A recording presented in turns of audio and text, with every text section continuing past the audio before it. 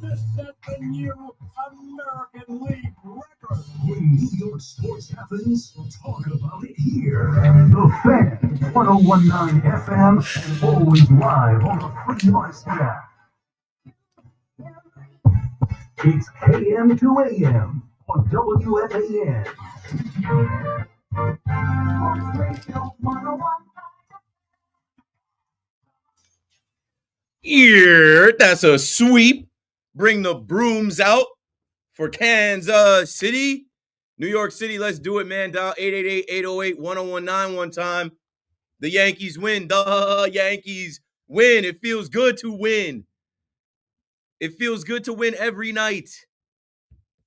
It feels good to win a series at home in front of Yankee fans in better weather. Led by the captain, Aaron Judge, the best hitter in baseball. Yes, go check the stats. He's at the top. Adds another homer. The average is at the top. The OPS is at the top. He's close in homers and RBI, but not just Judge, man. Clark, welcome back. Volpe, good to see ya. All those guys, man, out there, that Yankee defense, the bullpen. Start spreading the news. Tell everyone. The Yankees are heading down to Tampa, and if you're a gambling man like myself, just a couple coins here and there. FanDuel, Dinger Tuesdays, couple profit boosts, nothing crazy, nothing crazy. I didn't bet this series too much because it was cold and whatever, Seth Lugo the other night, and I didn't know what to expect. Save your coins for this upcoming slate. Back in Tampa, at home away from home, at the boss, George M. Steinbrenner Field. The 4 games coming up against the Tampa Bay Rays with Will Warren on the mound, Carlos Rodon, Carlos Cookie Carrasco, and Max Fried, 417 to 420. I just know that the Yankees are going to go down there. I was just listening to Aaron Boone talk about, packing up the cold weather Yankee gear and sending it to Cleveland. Like, these guys play so well in better weather, and they haven't played as great so far in the rain and the cold. Here it comes. Not saying they're going to sweep the Rays, but you can't lose to the Rays in your own ballpark. You're lending them. But yeah, I wanted to start with that. It's good to see the Yankees come out there and put another win together. 3 different days where they scored 4 runs, and they did it in different ways. When they flashed that bullpen budget at the end of the game, I was like, hey, it is what it is. Let's finish this one out. And they did. If they didn't, I was going to blame y'all in there doing the wave. Why do y'all do the wave in there? Especially in a 4-3 game. Are you bored at that point when the game is tight? Like, right? I guess it was, the captain. Judge hits the homer. He's the difference. Everyone is in there ready to party and celebrate like the game is over. They start doing the wave. If that went south, I would have blamed everyone in there doing the wave. But it is what it is. You paid your way in. Do what you want to do. We can't police fans. 888-808-1019. If you're driving home from the stadium, call me up. Let me know how it was. I know it got a little colder last night and into the day. I know it was a little windy out there. But again, Yankee Stadium and Yankee fans, 43,720 in attendance. The attendance went up game by game, 42, then 43 and some change, and then 43.7. So the Yankee fans are out there supporting this team. Don't let anybody tell you anything. There was a lot of noise coming out of Detroit and then losing the series to the San Francisco Giants. I felt like there was a lot of negative energy, and I'm begging y'all, please, just wait. It is not getting early late. We have plenty of time, and this team is deep. They have so many guys. Obviously, they're led by the MVP, the best player in the world, but they have so many guys that contribute, veterans and young guys. I'm asking for patience, right? It was Dominguez the night before and Volpe, right? As soon as people were ready to say, oh, here comes Volpe's slump, Volpe comes through. Some people even mad about Belly having a back issue, having food poisoning, missing games. Belly coming through. Goldie knocks. He's good for a knock almost every night, maybe multiple. He's got 8 games with multiple knocks. And just give these guys time to keep rounding into form and becoming this version of the New York Yankees. They are 11-7. They are in first place. They are a good team. and they're in the American League, we're like, man, why can't this be the year? I know, we don't need to jump to October. Well, why can't this be the year that they go back to the World Series? And I was saying this in the offseason, so I'm not really getting ahead of myself, but why can't this be the year that, Judge just carries them through October? All the talk and all the hate, so much for a slow April. I was watching the post game in here, and they flashed Judge's numbers from 2024. He had a 182 average April of 2024. Well, he's got a 409 average this April, the highest average of anyone in the league, in both leagues. He had 3 homers last April. He's got 7 now, so more than double that. 9 ribbies last April. He's got 21 now. Scored 7 runs last April, 20 now. His OPS, 0.731 last year. He almost doubled that. He's at a 1.322, the highest in baseball. I know we say this a lot, but I feel like y'all still don't appreciate the greatness of number 99. All rise. Aaron Judge is ridiculous. I don't care about any haters that want to bring up the postseason or October. Live in the moment. Enjoy this now. He was the difference tonight. I was pleading for them to add one more run, and you know who did? Judge. There it is. Boop. Carries right into the bullpen, and the bullpen catcher catches it, and that's all you need to sweep the Royals. They're our pals. They are our friends. They're not really trying to beat the Yanks. They're not really trying to come into Yankee Stadium and do anything with the Yanks. They can't. 888-808-1019. Justin in Floral Park, you're in there. Keith, what's going on, brother? Good. We're going to roll through this Yankee game and series and get ready for the next one, but enjoying the wins and guys like Mark Leiter Jr. contributing and Fernando Cruz control. And there's just so many talented players on this team. This is a much deeper team this year. 100%. Taxes and the Yankees own the Royals, man. Like, unbelievable.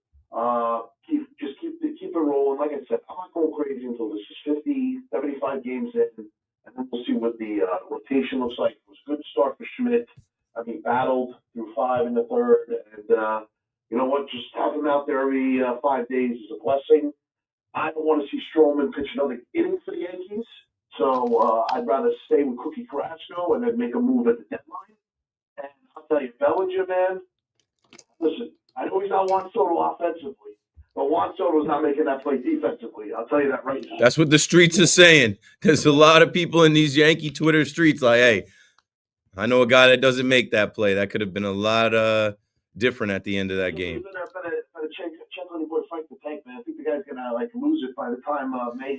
Frank, I'm laying in bed today about to take a nap, and I'm listening to Mets Radio 880, and my boy Jeremy texts me a tweet from Frank the Tank. He doesn't at me, but he says Keith McPherson is having a party right now. I'm like, nah, I'm about to have a slumber party, bro. This Mets game was boring me to sleep. Yeah. Oh my God, and he's gonna have a bad week next week when the Canes take care of the Devils. I'm sorry, Keith. I know you're a Devil guy. Oh my God, the Devils lose again tonight. Not really going in that strong to face the Hurricanes in the Stanley Cup playoffs, but fingers crossed. Keith, the next series, listen, there's some people on this radio program that think this is going to be an easy, blow. I just don't see it, Keith. Nixon 6. Nixon 6. Yeah, I think it's going to go 7. Honestly, my biggest fear is Cunningham. I know OG's a lockdown defender, but there are times where guys just rise above him, a la Jason Tatum that last game when Brown was out. So I want to see, OG actually lock this guy up, because I'm telling you, Cunningham could have a performance like Trae Young did many years ago, and the Knicks had no answers for that. And, we'll see what Bridges does. I don't know if, listen, the Knicks had a lot from DiVincenzo last year. They have not replaced that. I know Jalen Brunson rises to the occasion come playoff time, but I'm telling you, this Pistons team, they better not overlook this team, because they have a lot of veterans on this team that are going to get their years. I know Tobias Harris is washed, but he's been through the wars. I know Tim Hardaway Jr. is washed, but he's been through the wars. He's going to whisper in these guys' ears. So it's going to be an interesting game, man. Malik Beasley is a pain to guard. Durant's tough in the middle. So let's see what Cat does, because sure. The other guy from playoff time, Keith, he has come up very small with D-Wolves. This is the first go round for this version of the Knicks. Thanks for the call, Justin. 888-808-1019. We got plenty of time to get into the Knicks. They don't start until Saturday. It is Wednesday. When the clock turns 12, we'll be a week from the NFL draft. We'll do that. We can talk about the NBA play-in going on, and I just Knicks in 6. Obviously, the Pistons pose a threat, but I don't really want to go there. Let's stay here on this Yankees team. Let's talk Mets a little bit before we get to the 11 o'clock break. Now, the conversation all week has been around Juan Soto, and I am just honestly loving it. I'm loving it. I gave you my take last night about Juan Soto answering truthfully, just being a baseball robot programmed to hit baseballs and just having a baseball conversation and speaking truthfully. And it doesn't mean he's yearning for the Yanks or missing Aaron Judge. But what I'm loving right now is the dynamic between Yankee fans and Mets fans. And I know it's early, but it feels good. I'm not going to hold you. As a Yankee fan, it feels good because there were Mets fans that had a damn parade. There were Mets fans that celebrated like they won something by winning a player in free agency. And I got on this microphone and I said they don't give out rings at the winter meetings. Okay, you got the player, but baseball is a humbling sport. He's got to still perform. Let's see how he adapts to his new surroundings, his new jerseys, his new team, his new lifestyle, his new game checks, this new profile of being the generational Juan Soto, 15-year Met with the largest contract in baseball. You're not getting the return on investment right away, huh? He's not the Juan Soto that used to come in with the Nationals and punish you, huh? He's not the Juan Soto that helped propel the Yankees to the World Series next to Aaron Judge, huh? You're thinking about potentially booing him when he comes back to Queens, huh? Well, go for it. Go for it. Please have at it. I took a call from a guy out in Sacramento who was a Mets fan out there watching them face the A's, and he said that, hey, Juan Soto's not cutting it. I'm going there, and I'm going to wear his jersey and boo him. Boo him. Go for it, right? It's just a boo. In Yankee Stadium, we call it the Bronx cheer. I remember last year, all those games I went to 50 games plus with the postseason. I don't even know. Juan Soto was boo-proof. I thought it was amazing. And he didn't really have any prolonged slumps because he always gets on base and works his walks. But I thought it was amazing. Yankee fans are animals. They booed Hal Steinbrenner presenting a check to Derek Jeter. They booed Aaron Judge going 0 for 4 on the day that we honored John Sterling. They don't care. They booed Giancarlo Stanton on his first game in Yankee Stadium. They don't care. With Juan Soto, there was some care. You know why? Because it was, hey, don't be too hard on the guy. Don't boo him. Don't treat him like that. We want him to stay. We want him to choose us in free agency. We don't want him to leave. Well, he left. And anybody telling you not to boo Juan Soto when he comes back to Yankee Stadium, I just don't understand where that even like what thought process you have thinking that you could even you might be able to get a small percentage of the stadium, but majority of the stadium is going to be loud boos. There'll be some Mets fans cheering, but there will be some hurt Yankee fans booing. There will just be some Yankee fans that are living in the moment of you're the enemy now. So to the Met fan that is frustrated with Juan Soto, striking out, popping up, grounding out, even those back-to-back days of homers is not enough because you end up losing the series to the Minnesota Nice guys who the Yankees own. Minnesota Nice, those guys, they're our pals like the Royals. They do not want any smoke with the Yankees. And I thought the Mets were about to make it happen. And I earlier today, I was saying to make it happen, Mets. Wake me up in the 9th inning. And it goes 10. And you've got some issues beyond Juan Soto. But because Juan Soto is the highest paid player, the main attraction, now he's supposed to be the guy. And he's adjusting to being the guy. Like he could be Robin to Judge's Batman. He was on a team with Manny Machado and Fernando Tatis. He was on a Nationals team that had a bunch of veterans and stars. Now he's adjusting to how they're pitching him. We'll talk about that again tonight because I'm still watching MLB Network, and they hit us with some more stats now. They went back even further, like, all right, and honestly, I thought about it. I was like, it's too early this year to compare last year, but they went back to the Padres and with Juan Soto and the conversation about don't boo him. Man, this is New York. There's going to be people in Citi Field that aren't Mets fans that show up there just to boo him. 888-808-1019. It's just a boo. Maybe it'll help. Maybe it'll help. Maybe it'll help motivate him. You know who was motivated today? Harrison Bader, boy. That was a Harrison Bader revenge game if I ever saw one. You better call Tyrone, but you can't use my phone. Tyrone Taylor's about to get demoted in favor of Jeff McNeil in center field. Jose Siri's got a broken leg. And Harrison Bader came into that game today and he's like, oh, you choose them over me? I'm from New York. I'm a former Yankee Met. I'm from Bronxville, son. You choose Jose Siri and Tyrone Taylor over me? Well, Bader was a singles machine in this series. He drove in some runs, stole a base, and he made some plays with his glove, which Yankee fans and Mets fans know him very well to do.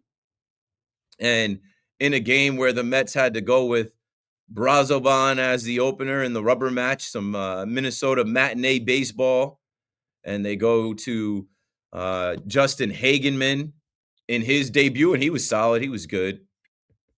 It's still just not enough. This lineup that was advertised as one of the best, if not the best in baseball, with runners in scoring position, it is not good enough. And it is very early, and it will warm up. But there are a lot of people pointing to the teams that the Mets face so far. The Twins aren't world beaters. They're 7-12. They're a fourth place team in the weakest division. The A's, the Marlins, the Blue Jays. And yes, just a few days ago, there were some Mets fans in my mentions parading around about being in first place, having more wins than the Yankees. I'm like, yo, what are y'all on? You have more problems than you realize. But, lineup changes should come soon. I don't know if I'd have Brandon Nimmo in the lineup where they have him. Francisco Alvarez will come back, and I don't know. He's down there hitting in the minors. I already mentioned Jeff McNeil. He should be able to help. Between Beatty, Vientos, Acuna is so athletic and plays with such a spark and a flair. I feel like he's got to play. But now we're about to get into the part of the season where it starts to get a little shaky. Now we're about to get into the part of the season where the Mets bullpen and the Mets rotation that was almighty in the beginning, they're about to start to get really tested. And guys that you expect to be lights out will get tested and not come through for you. So Mets fans, call in as well. Tell us how you feel. Shout out to Frank the Tank for the the Twitter post, even though he didn't tag me. And a bunch of people hit me up like, why is Frank talking about you right now? I don't know. Mets fans think that Juan Soto lives rent-free in my head. No, I'm just a baseball fan. He played for the Yankees last year. I am a radio host on WFAN. I have to talk about the Mets and the Yankees. So there's times where I talk about Juan Soto and I troll and I make jokes and I laugh. But I don't know why my guy Tank was talking about me in the middle of the day. Keith McPherson's having a party. I'm not having a party over the Mets being down 3-0 to the Minnesota Twins. I'm like, this is pathetic. This is supposed to be an all-world lineup. Lindor, captain of the World Baseball Classic Puerto Rico team. Juan Soto, who is making $315,000 a game. And if it ain't Pete, who else, right? Paid Pete is about the only guy you got. And it's funny. It's funny because there are a lot of Mets fans saying we don't need Pete Alonso. We'll put Mark Vientos at first. Where would this Mets team be without the polar bear? 888-808-1019. Oh, I forgot to say that, like, these comments are coming from negative Keithy, bad Keithy. The views and opinions expressed by negative Keithy, bad Keithy do not represent Keith McPherson on the Fan. KM to AM. We'll be back right after this. What's up, Marco?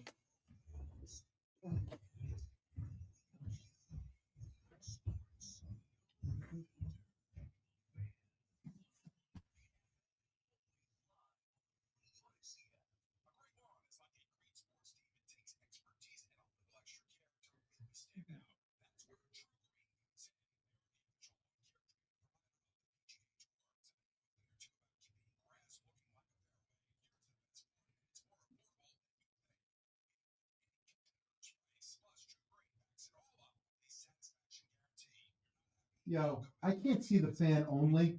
Is there a whole bunch of Shane in there that's not in our system?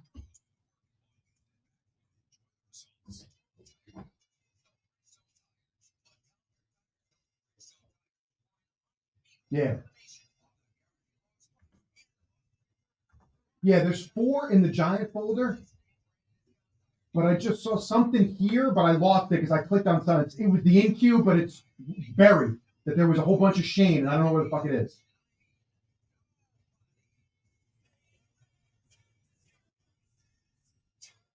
I don't want to make you go nuts. I mean, if you have it in front of you and you want to throw it into the morning show folder, that'd be awesome. All right, thank you. It's just funny that like there was like 12, and I look up and there's nothing in the fucking Giant folder. Well, this I clicked the wrong button because I was getting myself set up. Good evening at 11 o'clock. I'm Marco Belletti. No Devin Williams or Luke Weaver after each worked the last 2 games, but Fernando Cruz getting some help to nail things down.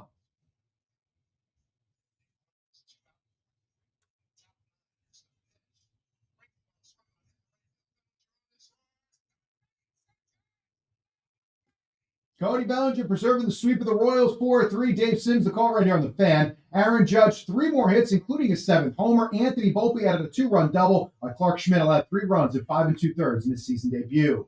Ty France, a walk-off RBI single. Twins outlast the Mets 4-3-10. The Mets left 9 men on. Meanwhile, Justin Hageman struck out 4 over 3 1/3. This in his major league debut.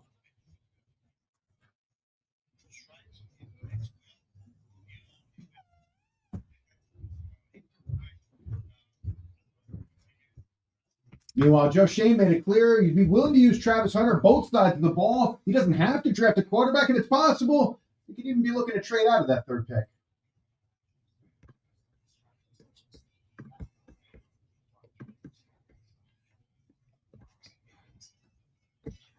And the Red Wings rip the Devils 5-2. 46 degrees, cloudy skies, Central Park, and that's happening. I'm Marco Belletti.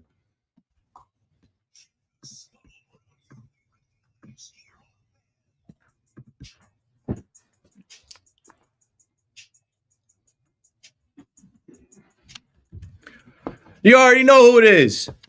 Heath McPherson on the Fan, Cam to AM. We're going to talk about the Yankees. We're going to talk about the Mets. We're going to talk sports. 888-808-1019. I got a full rack of calls. Let's get it. Frank out on Staten Island. You got it. Go for it. It's gone.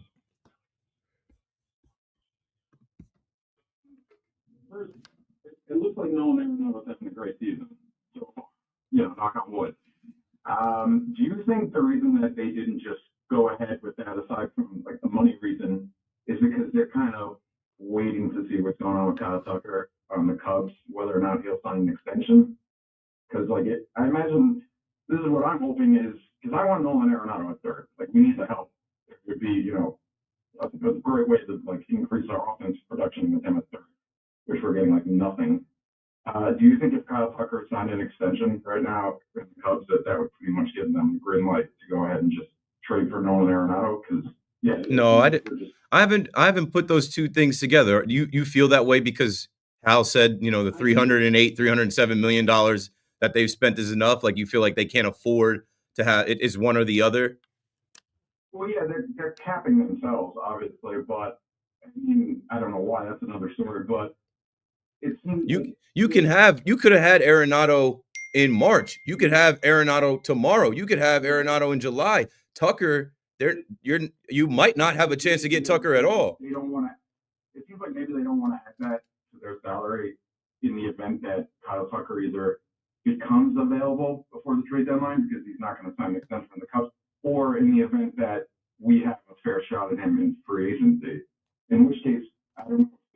I mean, I want to win this year, and I feel like adding Nolan Arenado to the team would, we'd be ready to go to war with that lineup. I think, considering how well he's playing so far. I mean, his OPS right now is pretty much the same. No, I know, I know. Here, I'll talk about it. Thanks for the call, Frank. I know who Nolan Arenado is. I was in here. C-Mac was in here. We're like, we need another bat. We talked about when Nolan Arenado came all the way to George M. Steinbrenner Field, and he said it's because he wanted to see his friend Paul Goldschmidt. What? You just play with him? Like, you guys are that, like, buddy? No. He wanted to be in front of the Yankees at their facility to, kind of show himself. But I think there's 2 reasons why the trade didn't go down. It takes 2 to tango. The Cardinals probably were asking the Yankees for prospects that they were not going to move on from, because if they move on from the best player on their team, they want to get some young players that project to be the best players on their team down the line. So they might have been asking for Spencer Jones, Jason Dominguez, Ben Rice, George Lombard Jr., Ben Hess. If you're not seeing what Ben Hess is doing, just type his name into Twitter X. So I think, Cashman, it's like, I'm not making a move like that before the season, giving up a young player, a package of young players again, like we did to get Juan Soto before the season last year. I'm not doing that this year with all the moves that I made and having 3 to 4 options at third base. DJ LeMahieu is coming back. Now, I know you're probably like, don't even mention that, but like they mentioned it. Aaron Boone was in this same studio and said, we have DJ, we have Peraza, we have Oswaldo Cabrera. Now, you're seeing a lot of Peraza, you're seeing Cabrera. You're not seeing any of the fourth option, Pablo Reyes, who had a good spring. And then, you saw him very early on in the season. He kind of messed up his opportunity. But I don't think the Yankees are looking at a trade for Nolan Arenado because of what they would have to give up and also the money that he would be owed on the rest of his contract. I feel like they didn't believe that, and we're seeing right now, he looks like Nolan Arenado to me, but I don't think they felt like it'd be worth it. And maybe they're right. Look at all the hitters they have. Look at all the contributors they have. Maybe there's another option at the trade deadline to upgrade third base. Maybe, I don't know. I don't want to say I don't want to say Peraza gets going, but come on, man. Join the party. Peraza Palooza, where is it? Where is it, dude? You've had a bunch of opportunities over these last few years now. It's got to be more consistent at the plate. And that makes me think about what I was talking about last night with Cabrera. They're not ready for Cabrera to just be the everyday guy. Okay, so then that's a position that you could potentially upgrade. Kyle Tucker, anybody that thought that they were going to trade for Kyle Tucker, I told you that it wasn't going down. Between Jim Crane and their GM Brown and the history between the Astros and Brian Cashman, every opportunity he gets, which I like it, and he should, every opportunity that he gets to remind people that the Astros cheated in 2017, probably had some buzzers in 2019 too. He reminds people that, hey, we don't know if the Yankees would have made it to the World Series that year. You think they like that? You think they were going to give the Yankees Kyle Tucker? They weren't. The only way that the Yankees potentially get Kyle Tucker is in free agency. And he might like the north side of Chicago. It's a nice place. Great fan base, great ballpark, great atmosphere. He might just want to stay there. But he's also from Tampa. And I think the Cubs, they do their spring training out in Arizona. Maybe he wants to be a Yankee. Maybe he wants to play the season out and see what he can get after what Juan Soto got. And that's another thing. The only reason Yankee fans are so obsessed with Kyle Tucker, when we lost Juan Soto, people started saying Kyle Tucker was better than Juan Soto. I never heard that any other time. So your imagination started to dream up, we can put Kyle Tucker in right field. No, Judge is going to play right field. And right now on this team, where does Kyle Tucker fit in? Where does he fit in next year? I guess if Belly's not here, I don't know. I'm not even on that. There's no reason to even waste too much time on that. Let's focus on what we have in front of us. Kyle Tucker plays for the Cubs. Nolan Arenado plays for the Cardinals. The Mets are about to see Nolan Arenado. We'll probably be talking about him in the next couple of days. Jarvis is in Harlem on the Fan. Go for it, bro. What's up, Keith? How are you? Solid, man. I'm just, enjoying that Yankees baseball. It's a sort of game too, but I want to talk about the Yankees and Aaron Judge and most Yankee fans say he doesn't perform in the postseason, but most Yankee fans say that I don't care if they hit 50 home runs or 60 home runs, they don't even enjoy the moment. It's just always discredit them or something like that. It's corny, bro. It's tired. I'm exhausted with the we can't get to the next October. All the Octobers in the past are in the past. And I've gone back and forth with some Yankee fans online, and I'm just like, I don't rock with y'all. You don't represent all of us. If you're like, yeah, whatever, Judge can hit 100 home runs, do it in October. No, enjoy it while we're seeing greatness night after night. He won the game tonight. And he was a triple away from the cycle again. And you know what I'm saying? This guy is out of control. His numbers are stupid. And if you can't just accept that and take it for what it is as regular season stats, yes, and you always got to point to his past failures or assume that he's going to fail again in October, then I don't think you really like baseball or the Yankees or Aaron Judge. Thanks for the call, Jarvis. 888-808-1019. I had a take early in the year because someone called me And it was a Mets fan who called me, and I put this clip on my YouTube, my Instagram, my Twitter, everywhere, because I was just bothered by it. It was when Judge came out to the hot start and he had the multi-homer game, and it was a Mets fan. I was like, yeah, well, the Yankee fans that I talked to were saying, where was this in October? And I'm like, nah, I don't know anybody. I'm in the stadium the first couple games. I'm talking to a lot. I don't think anybody said to me, where was this in October? You can't compare the first series to the World Series or the DS or the CS. It's erroneous. It doesn't make sense for anybody to talk about, well, Aaron Judge is performing like this in April. Let's see it in October. Let's see it in October 2025. 2024 is over. 2022 is over. 2019 is over. I don't understand how y'all watch baseball and see a guy performing like this and say, well, you try to knock it down as insignificant. You can't appreciate greatness. That's why I say, we really do take this dude for granted. It's not easy to go out there and do what he does. Peter is in New Hyde Park on the Fan. Hello, Peter. How you doing there, sir? I'm good. How are you? Good. So I want to talk about Soto. I'm not saying he's not going to be a generational player, and I get he gets on base. I get he don't strike out. But let's face it, he's had 20 home runs 3 seasons, 30 home runs 2 seasons, and 40 in back at Judge. Now, maybe in the future he will be. But, it's if you ever listen to the Rolling Stones, they say the Rolling Stones are the greatest rock and roll band in the world. Why do they say that? Because the Rolling Stones say it. And Scott Burrows said he's a generational player. So everybody believes him. I was one of the few people on that Sunday night when they said Judge made a decision. I was in front of a church because we went to a party, and I said to my wife, I pray to God they don't get him, because I got news for you. If they got him, they're spending very little. They don't go out and get Max Fried. So now we lost Cole, and if we didn't have Max Fried, Cody Bellinger is another player I love. You know why? Because he wanted to play for the Yankees. Yep. Just like Goldsmith. And I like this team. I think this team is better than it was before. And then what Soto did with talking about Pete Alonso, I mean, he just showed. Well, he didn't necessarily talk about Pete Alonso. Thanks for the call, Peter. He didn't talk, and I got to stop you right there. He didn't say a bad thing about Pete Alonso. I went through this the last couple nights. It is not a knock on Pete Alonso to just speak the facts on Aaron Judge. He's the best hitter in the game. Look at the numbers. Go to your at-bat app. You don't even have to go to the app. You watch the game. Single, double, homer to win the game. Light work. Boone is talking about this is the most locked in I've seen him. They asked Judge in the post game. He says, we're getting there. So, and going back to Juan Soto, he is a generational talent and player, but he is not Superman every day. He is human. He is also a robot. But he is not bigger than the game. The game is tough. And I'm not going to lie, as a Yankee fan, I'm loving it. I am loving it. I hope he continues to struggle. I hope he's got a down year this year, because I've had to hear it. I've had to hear all about what we lost and all about how the Yankees are little brother now because one player chose to take more money across town. That is not the metric. That is not the measuring stick. And I told y'all that. Just because one man chose to leave the pinstripes, leave the Bronx, the roll call, the bleacher creatures hit in front of Aaron Judge, all that, and go to the rising apple in center field, the 7 line, the 5 borough race, the Bronx Queen's Best Dance Crew, whatever it's called. That is his choice. His mom got a clothing allowance.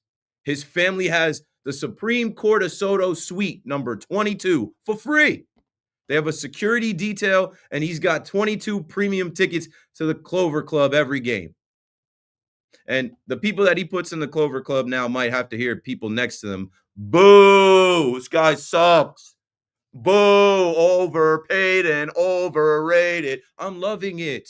The silver lining for the Yankees is shining through early. The silver lining is everything happens for a reason. I had to take one night where I said, maybe the Yankees weren't supposed to win the World Series with this dude. He was always going to leave. He was always going to run to the richest owner in the sport. That would have been an awkward old-timers day.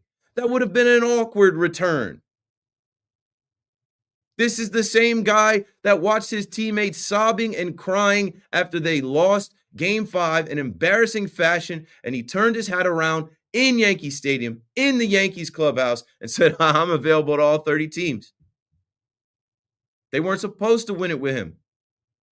Now he's got to carry all that. He's got to deal with the smoke from the crosstown rival fans. He's got to deal with the pressure of being the man for the Mets for the next decade and a half. I think he'll be able to carry those Mets pinstripes at some point. I understand they're heavy too. This is New York. There's pressure on everybody that does anything in the public eye. But I'd be lying to you if as a Yankee fan, I'm not enjoying this team that we have post Juan Soto with Max Fried, because damn, did we need him after losing Cole, with Paul Goldschmidt, who I was saying is there's no way he's washed. He's a professional hitter. Goldie Knox, lead him off, bat him clean up, wherever. He's going to figure it out. Belly with the belly flop. Great catch, buddy. Good to see you back. Driving in runs. I know he's going to heat up again. Stay healthy. Keep the back right. Don't eat any wings. Young Volpe, continue to evolve and develop. Jason Dominguez, Ben Rice, Austin Wells. This bullpen, whether it's Weavy Wonder, the Airbender, Mark Leiter Jr., bro. Mark Leiter Jr., come here. You're back in the circle of trust. And don't screw it up.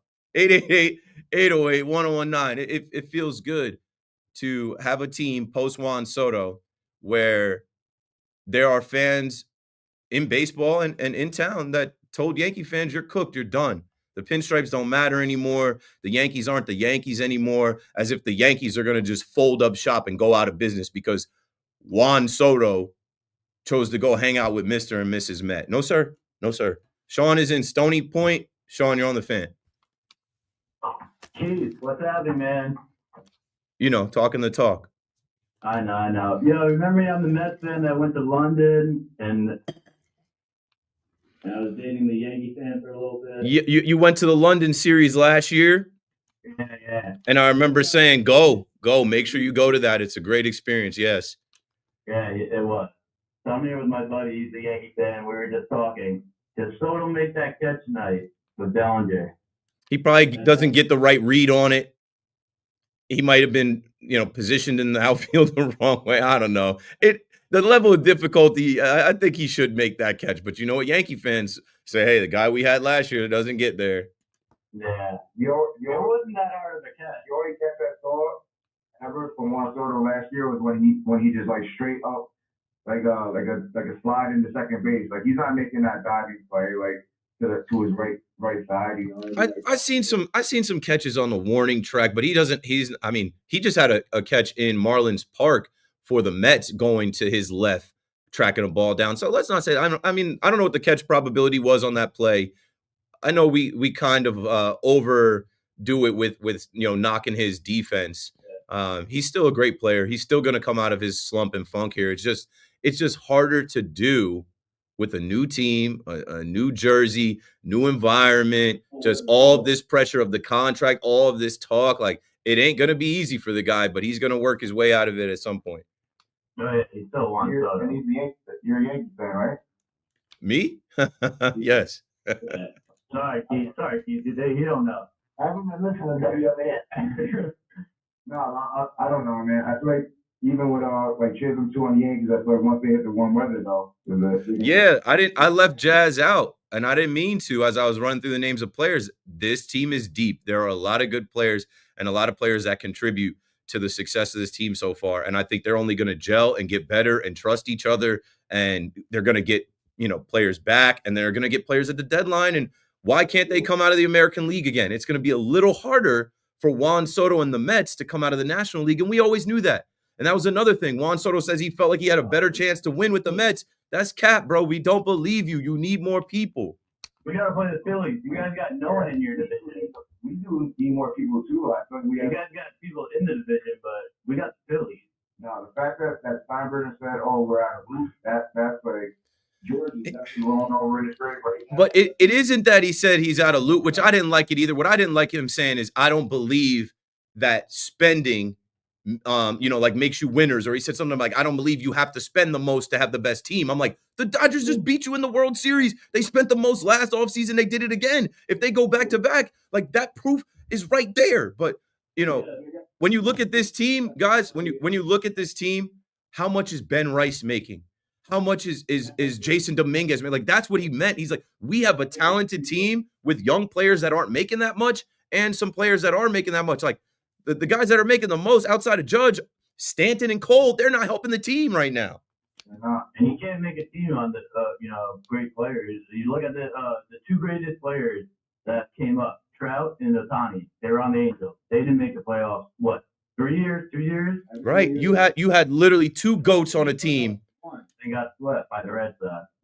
Right. You need a full team. You need a rotation, a bullpen, and a full lineup. They definitely do need the Yankees definitely do need at least one more bat, and they definitely need at least one more good starting pitcher at the deadline. Wait, is it deadline? When was the deadline last year?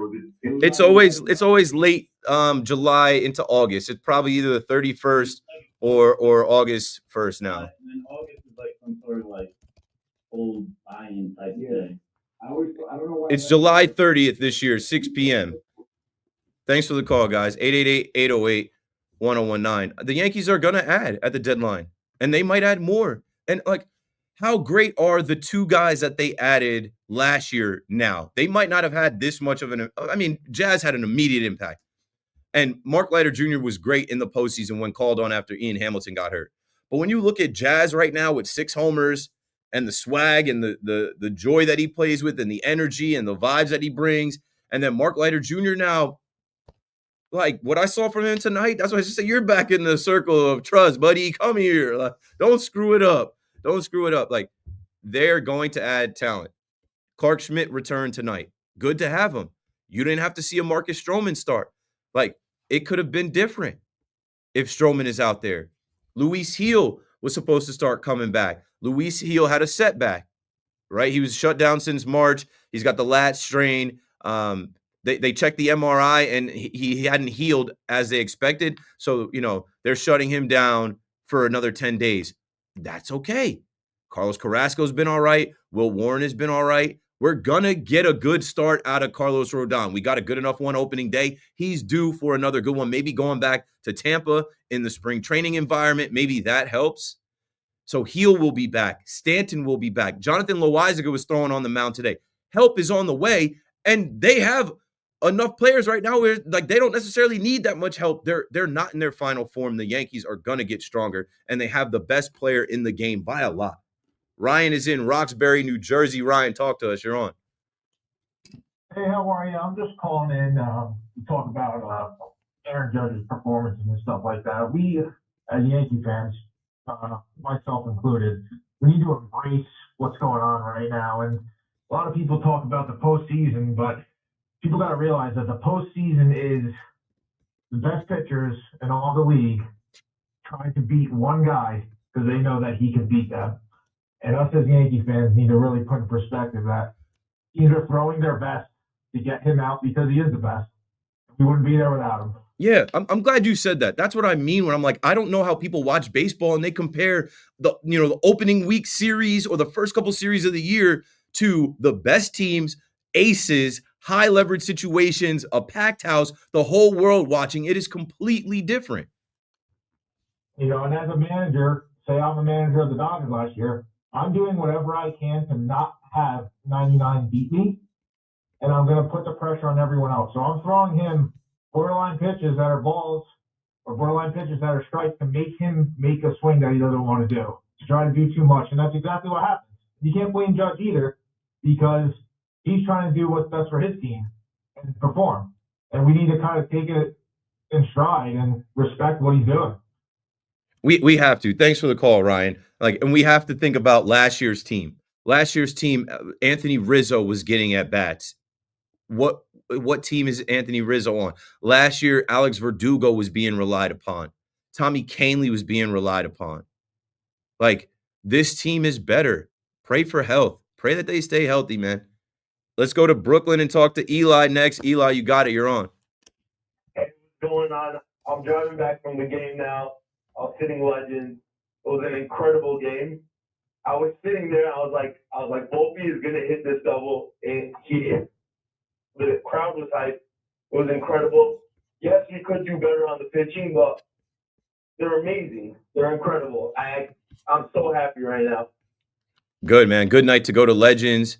Good night to, believe in Volpe. Thanks for the call, Eli. Please believe in this kid. Please don't quit on these young kids, man.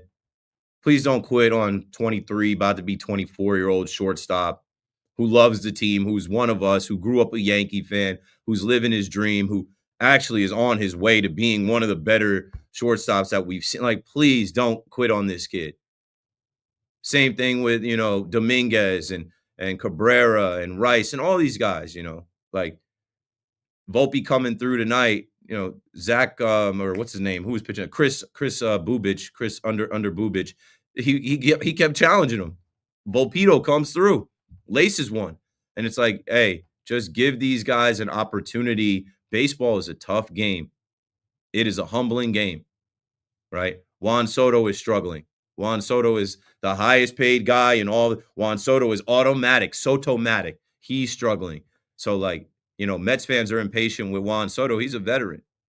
He's a superstar in this league. Have some patience with our young guys. A Dominguez that's 22. Some of these guys that are just like really like getting their confidence now. When you're in that stadium, don't boo these guys. Pick them up, whether it's Devin Williams. I know everybody's got to find a whipping boy with the Yankees. It's a tale as old as time. Who can we get on and point at and say this guy sucks or this guy's got to pick it up? Even Peraza, Austin Wells' average has dipped down. He's lower in the lineup now. Jazz was slumping a little bit, but then he came out of it. Like, as a team, they will pass the baton. They will pick each other up. It's not always, this guy's night. It seems like it's always Judge night. Judge is always either slapping some singles or something and getting on. But, like, they have enough bats, and they do have enough arms to get through here. They do have enough arms to get – like, they're about to face the Tampa Bay Rays in their own building. I'm not worried about them taking 2 out of 3, or it's a 4-game set. So 2 out of 4 or 3 out of 4. Hell, maybe they sweep them. And then they go face the Guardians in Cleveland, and I don't fear the Guardians. And then when they come back for Yankees hockey jersey night on the 25th, that weekend is going to be turned up. That's the last, 3 home games in April. And then before you know it, it gets warm out. And I think this team is a team that, like, when it gets hot and they get rolling, they're going to be unstoppable. They're showing you right now that they have a deep lineup. Can we give Aaron Boone some credit? I know people. I can't. If I give Aaron Boone any credit, I'm a Yankee shill. I'm a Yankee homer. I never criticize the Yankees. Of course I do. I've criticized a ton of Aaron Boone moves. I don't know. We still talk about Nestor Cortez pitching in Game 1, but man, give Boone some credit with how he's set these lineups, how he's managed his bullpen, and how this Yankee team just comes out and they don't let us down, man. They come out and they win and they fight. And this series alone, like I said, all it took was 4 runs, 3 nights in a row to beat the Royals, and they did it 3 different ways. Bend but don't break. Okay. The Royals might land the first punch, but the guy that lands the first punch doesn't always win the fight. They might get on the board first, so what? The Yankees, with this, these last 3 games, bouncing back from the bad weather that, started this homestand with the San Francisco Giants, where they could have been, I don't know, if they won the series and lost, they could have been 3-3 on this homestand. No, they end up being 4-2, and then they go to a home away from home, and I'm really feeling good about them hitting home runs down there in Tampa in 80-degree weather. Keith McPherson on the Fan, 888-808-1019. When we come back, we'll do the big shot of the night and take the rest of your calls. Don't go anywhere. BRB.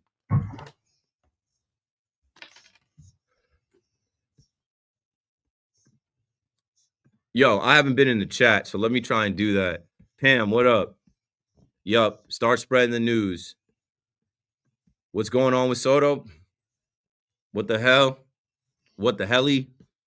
Hey, Keith, very good win tonight. Great effort from all. Yeah, please do not do the wave in the stadium.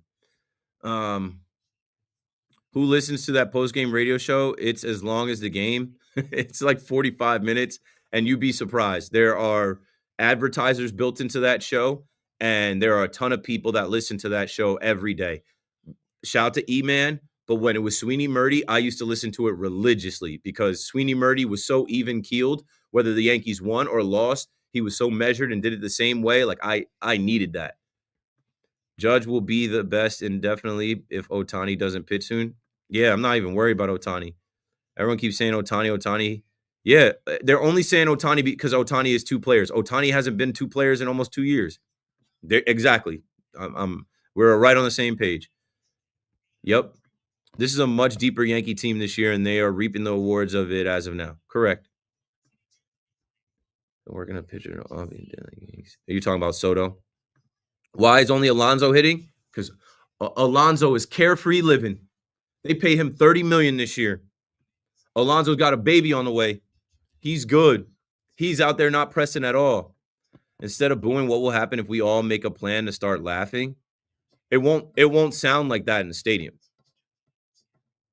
When the Mets come to Yankee Stadium in May, they're going to be cheering. So like the cheers and laughs will sound like cheers. He's going to get booed. It's a lot.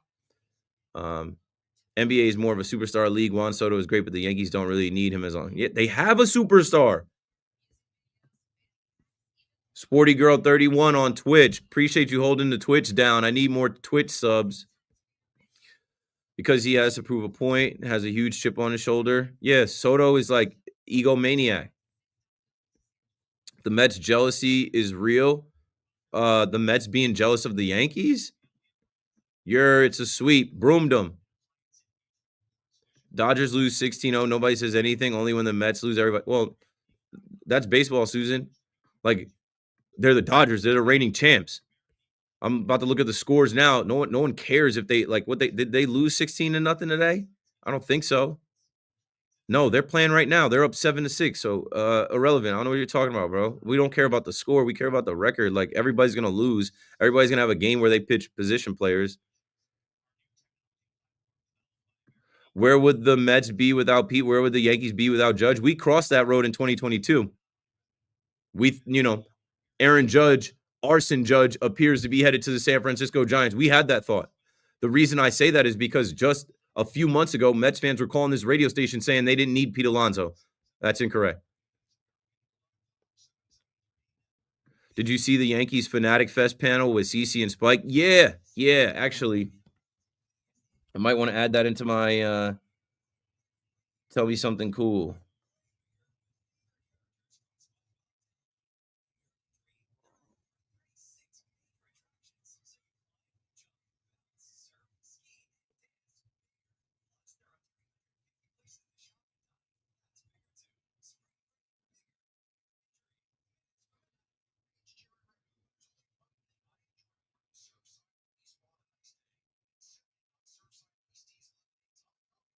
I'm trying to find it on Instagram now because Fanatics, I commented and Fanatics did hit me back. If I can find it, I'm going to put it on my tell me something cool. You name every New York. No, Instagram be going too crazy, bro. Yeah, I'll get to it, but let me get through the rest of these messages in the chat. Palooza, join the party, bro. Where is he at? We've been waiting for Palooza since 2022. Jared, what up, my boy? Tampa. I would love to go down to Tampa and watch this Yankee series. I was down there in March. Would love to go. Yeah, they give Hal a hard time, though. He can't even speak like this. How offered Juan Soto $760 million? They didn't feel like they needed to go get Alex Bregman. I ain't lying. I tell the truth.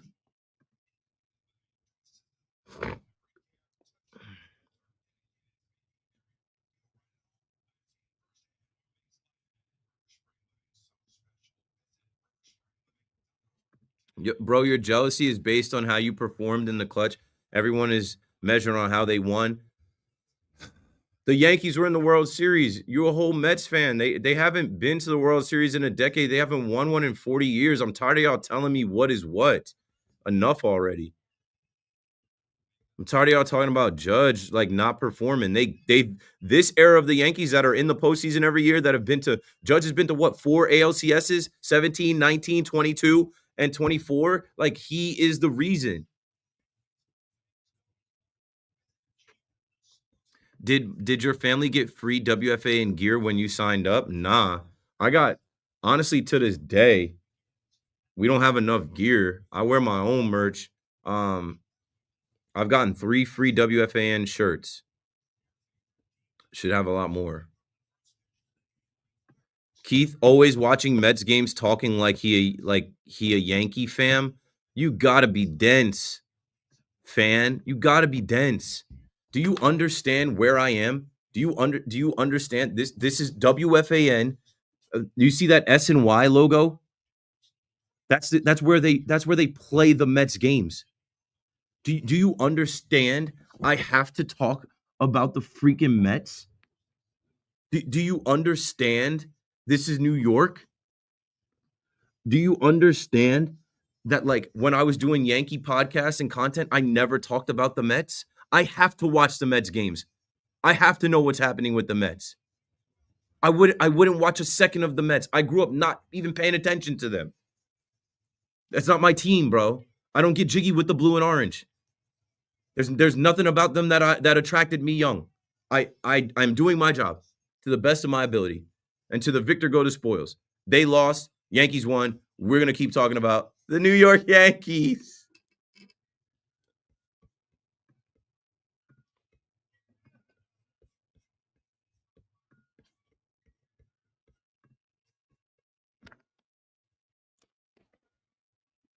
The big shot of the night is brought to you by WFAN and me, Keith McPherson, Bright Lights, Big City. We got a bunch of big shots, but tonight's big shot of the night to the big guy, number 99, Aaron Judge. All rise for the captain. This guy has been talked about all week as the best hitter in the game, and that's facts. As I pull up the stats on MLB.com, all you got to do is just click on them. OPS, Aaron Judge. Slug, Aaron Judge. On base percentage, Aaron Judge. Average, Aaron Judge. And even if you want to go to RBI, he's tied for second with the polar bear, Pete Alonso. Shout out to Pete, having a great year. Even if you want to go to homers, he's tied for second with Cal Raleigh with 7, right under Tyler Soderstrom. Tomorrow, he could have the league in home runs. And tonight, he was a triple away from the cycle. The guy is dialed in, locked in. He's been singling all week to keep that average up. Did I mention the average? His average is 409 right now. This is real life. This is how he's starting off the season. And he hit the home run that made the difference. He hit the home run in the 7th inning and called game. The game would end 4-3. 888-808-1019. Call me up if you would like to only give praise to number 99. Keith McPherson on the fan, talking Mets, talking Yanks. When we get past 12, it will be a week until the NFL draft. So if you want to talk about Joe Shane's comments, I do. I want to talk about the Giants. I just think the Giants should have never continued with Shane and Dable. This should be a new regime making this pick, making this move. We'll get into it. I think the Jets are quietly just sitting back right now, and they're not going to make the sexy Tyler Warren pick. If the tackle out of Missouri, Armand Membu, is there, they're just going to take him and keep it moving. Quietly. Just doing their bidding quietly, not looking for any attention, just solidifying their team. So we'll get to that, and we'll definitely get to the NBA with the play-in games that continued from last night to now tonight. 888-808-1019. Let's get these baseball calls in. Craig in New Haven on the fan. What's up, Craig? What's going on? I know this is a hypothetical, and I know a lot of these times this stuff works itself out. But what do the Yankees do? Let's just say hypothetically, I know that Stanton comes back and Goldschmidt doesn't get hurt and is there, and they have Stanton, Goldschmidt, and of course, what's his face? Ben Rice. Ben Rice. Thank you. Ben Rice still playing as well as he does. What do you think they do? They play the matchups They play the hot hand. These things tend to work themselves out. Yeah, there was already talk last year about Stanton being a platoon player. So they play the matchups. Goldie is a right-handed bat. He's going to be say that again. To me, you gotta keep Rice in there as much as possible. Of the three, he's the one I want to see in there the most. Yeah, as of right now, he's hitting the ball hard. He's balling out, and we hope it continues. And what I'll say about Stanton is two things. It always takes him a while to get his rhythm back going.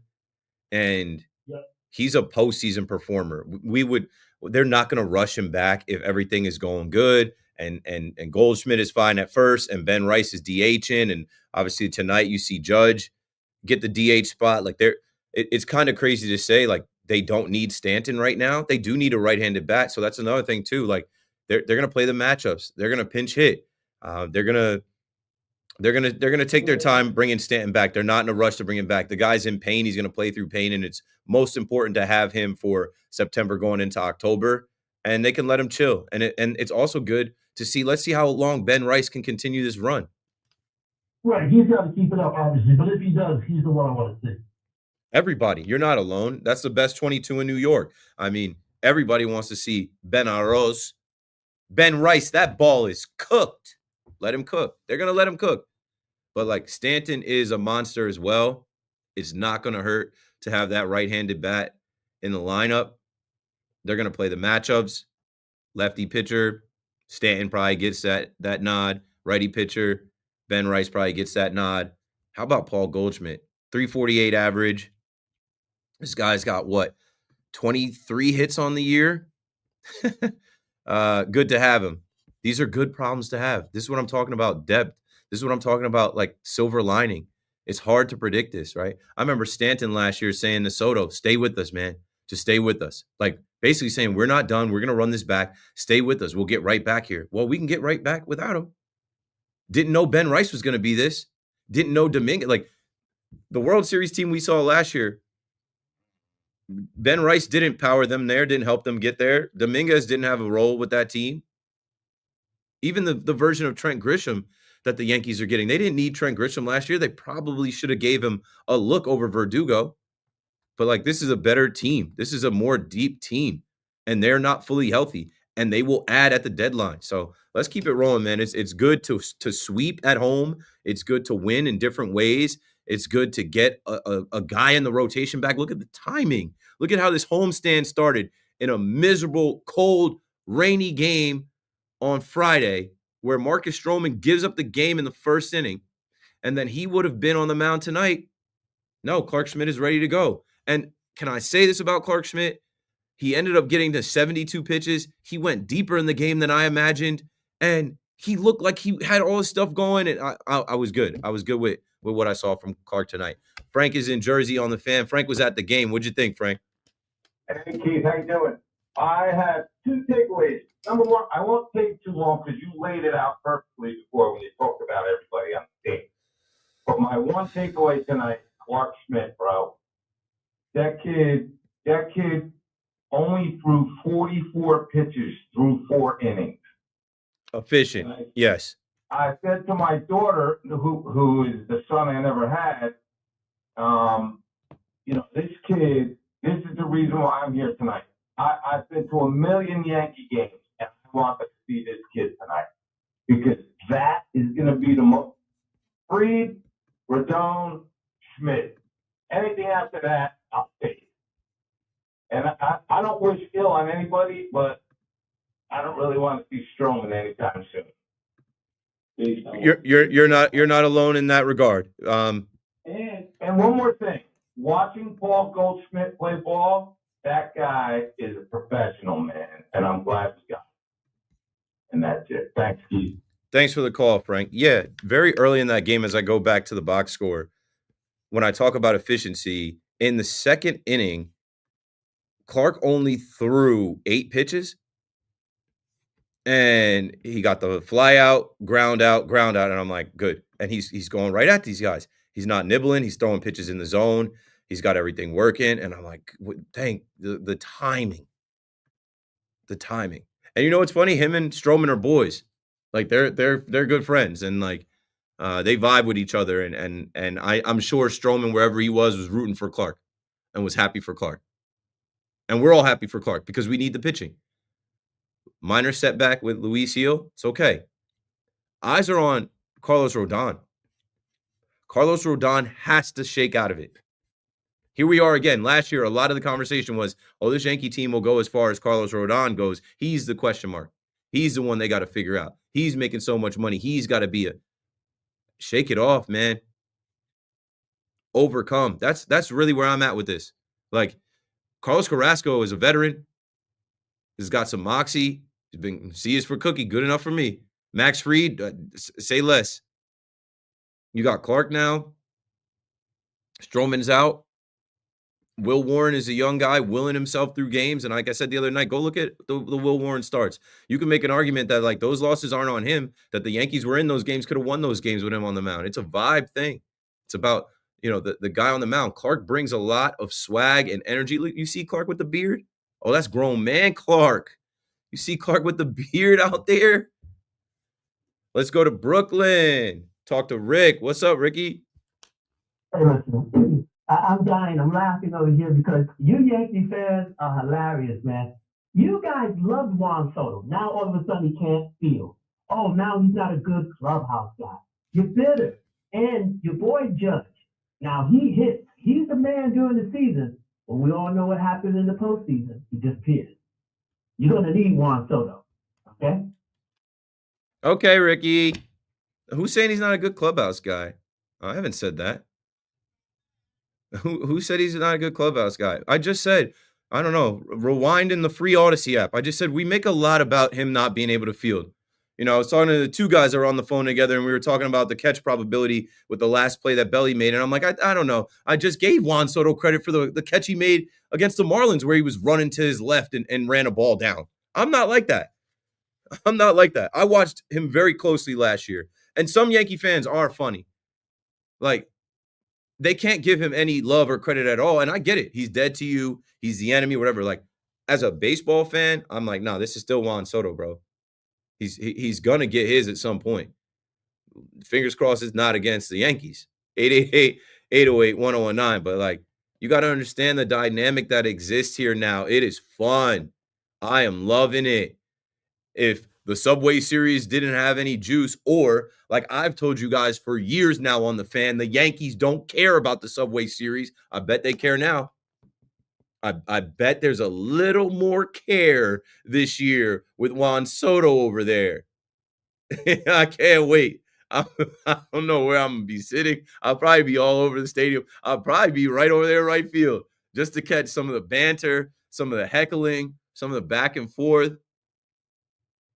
Juan Soto as this player that exists right now between going to the World Series last year with the Yankees and having that tandem with Judge that was, Maris and Mantle, Ruth and Gehrig, like, and saying, yeah, I don't need Judge to protect me. Yeah, I don't need a roll call.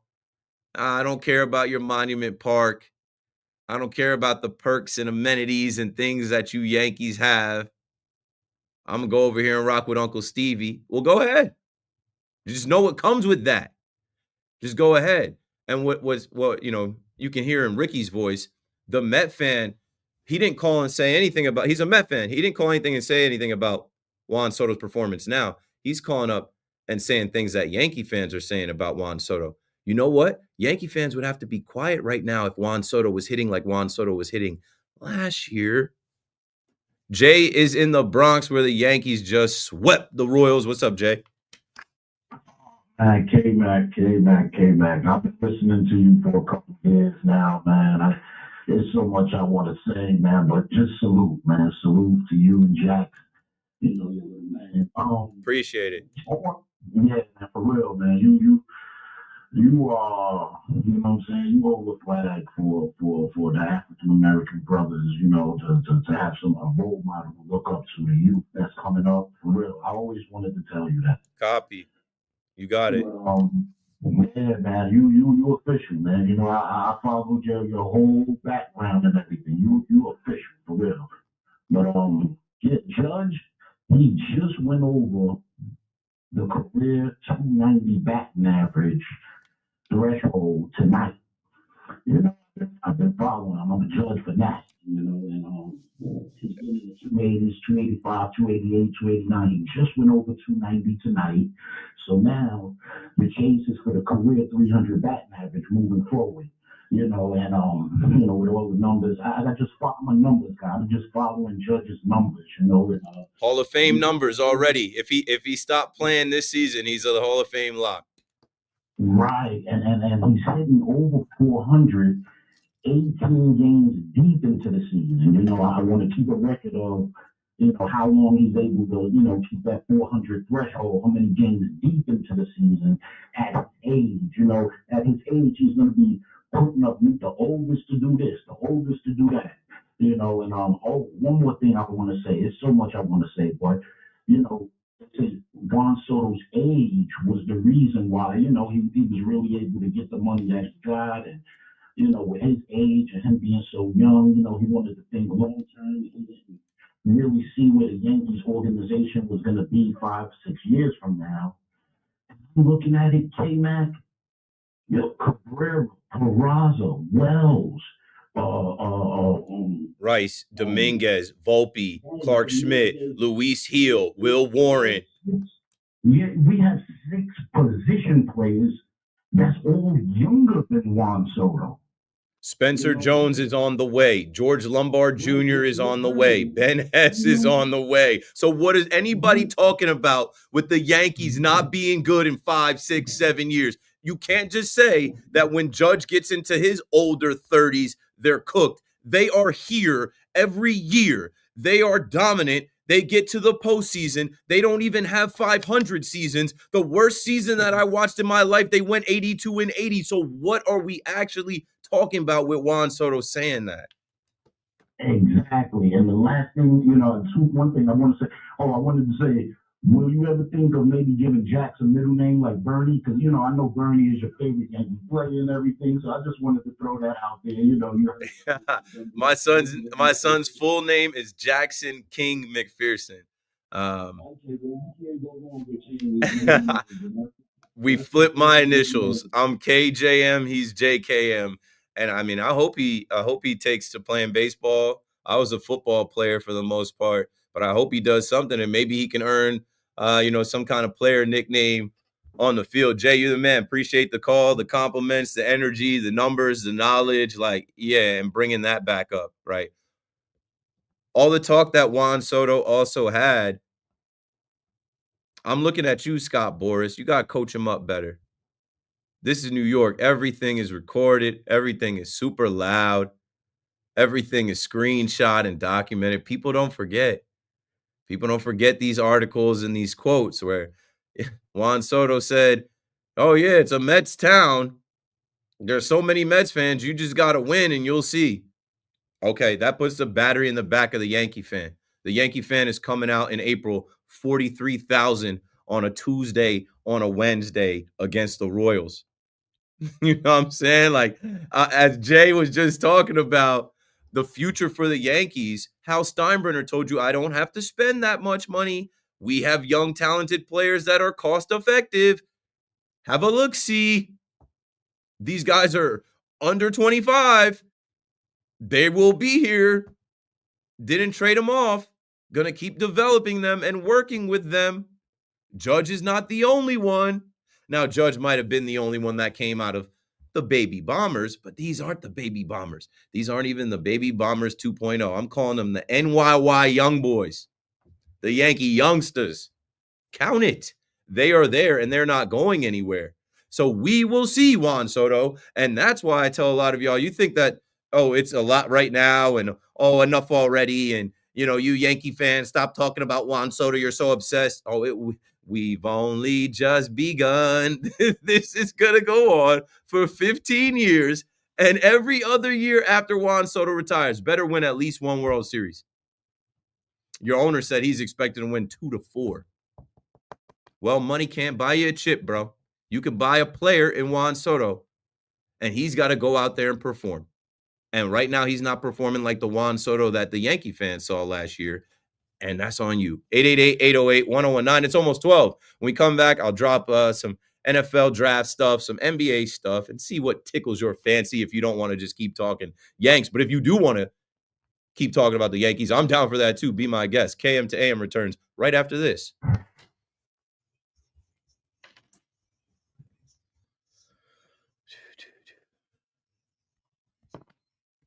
Back to the chat we go. We cannot discredit the captain's importance. This may, in fact, be the issue in the Mets locker room. I don't know what the issue in the Mets locker room is. Game was fire. All these games was fun. Sweeping is fun. Going down a run, a couple runs, and then coming back and winning is fun. Very funny couple days. You got to love it. You got to love the dynamic right now that exists in New York baseball with the fans. Hella nerds. That is facts. They're like, I know it because I've inherited a ton of them in my mentions, in my DMs, where I'm coming. These dudes are just weird. Why are you so angry, bro? You work for Mets Network. Why don't you work for the Yankees Network? I don't work for the Mets Network, silly rabbit. You notice how my head is covering this? I work for this. I work for WFAN. They do a TV show in here for the afternoon show. I don't work for the Mets Network. I have worked for the Yes Network. I got some checks from the Yes Network. Shout out to the good folks at Yes. I've been at every Yes office. Yankee boy, for sure. Yeah, this is the big leagues.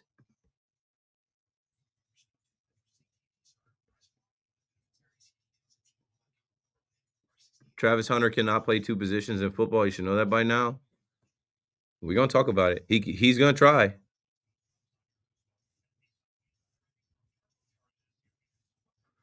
What are you talking about? Michael K? D-Rels was tweaking. Shout out to the Caser. That's my guy. I was just texting Mike the other day. Shout out to Steve Summers as well. Make sure you check out the Steve Summers podcast that exists now. Hey, do we have the Joe Shane cut in the system with him talking about not needing to draft a quarterback now, and then also, Travis Hunter, if they drafted him, letting him play? I think this guy was just saying anything today. I know Fleegs is coming in, but I might want to cue those up just to try and get some Giants calls.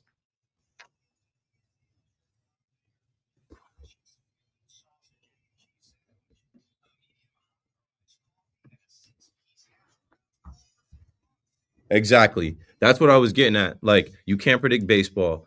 Funny how I took calls from Mets fans, said, Pete better take it or leave it. We don't need him. We could put Vientos at first. We'll get Vladdy next year. Oh, we got Juan Soto. This lineup is one of the best lineups in baseball now. We're going to be able to contend with the Dodgers.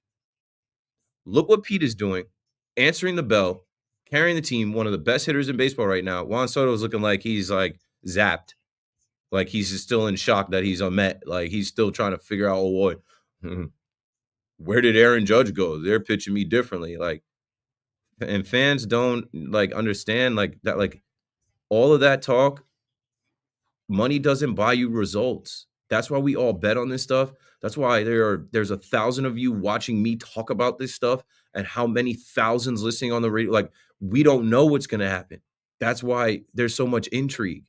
If it was as simple as buying a Juan Soto, why would we watch? Like, why would we care if it was that simple? They didn't go 82 and 82 years ago. What year is it right now? I got to get this guy out of the chat because you're just saying anything. You're just doing anything, bro. 2023, what was the Yankees record? Mets will stay little bro as they keep talking about Yankees opinions instead of their own first place. That's what I said the other day. I was like, oh, these tears from fans that are in first place are so unexpected. Continue. Continue. Keep crying about an article that Mike Puma wrote with your franchise player. You guys are crying to me for trolling and making jokes. I did not expect this level of insecurity, this level of being upset, this level of disappointment in Juan Soto. I'm like, oh, well, can he stop talking about the Yankees? No, never. I don't think anybody said that. And I know there's been narratives over the years. Oh, Pete Alonso's a more prolific power hitter than Aaron Judge. If you look, I just think that's as soon as you start trying to make that case or put that sentence together, I don't know if you got rocks and marbles in your head. I don't know if you know simple like math. You might have to get your eyes checked. I don't know where that comes from. Yeah, this is a team issue hat. Bro. They don't know about me, bro. They don't know about me, bro. I got team issue gear. When I went down to Tampa, I'm like that, bro. I really don't even flex. I didn't buy this hat. And when it gets warm, you're gonna see some of the other team issued like hats and shirts. Shout out to my boy Corey down there in Tampa who hooked the boy up. Hooked me up with some team issue gear. Yankee boy. Yankee baby. Good morning at 12 o'clock. I'm Marco Belletti, and this report is brought to you by policeofficersrighttosue.com. Aaron Judge continues to rake despite not homering in 10 straight games, but you can put that to bed as well.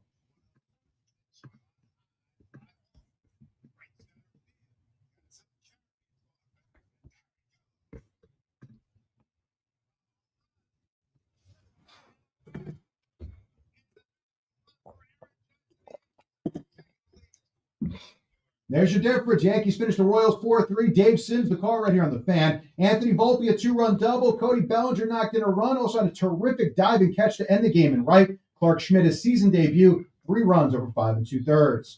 Mets rallied for 3 in the 8th, only to watch Ty France deliver a walk-off ribby single in the 10th as the Twins survive 4-3.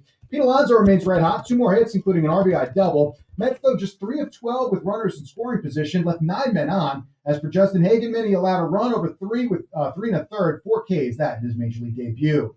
Giants closing in on the draft. Joe Shane made it clear he'd love to take his quarterback of the future, but it's just not that simple.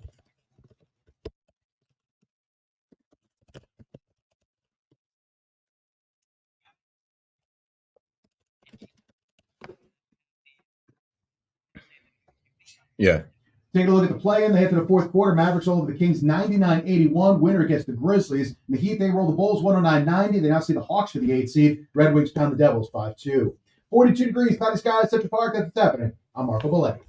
Yeah, Seth League's up with him. We'll throw to him just to start talking about the Giants in the draft.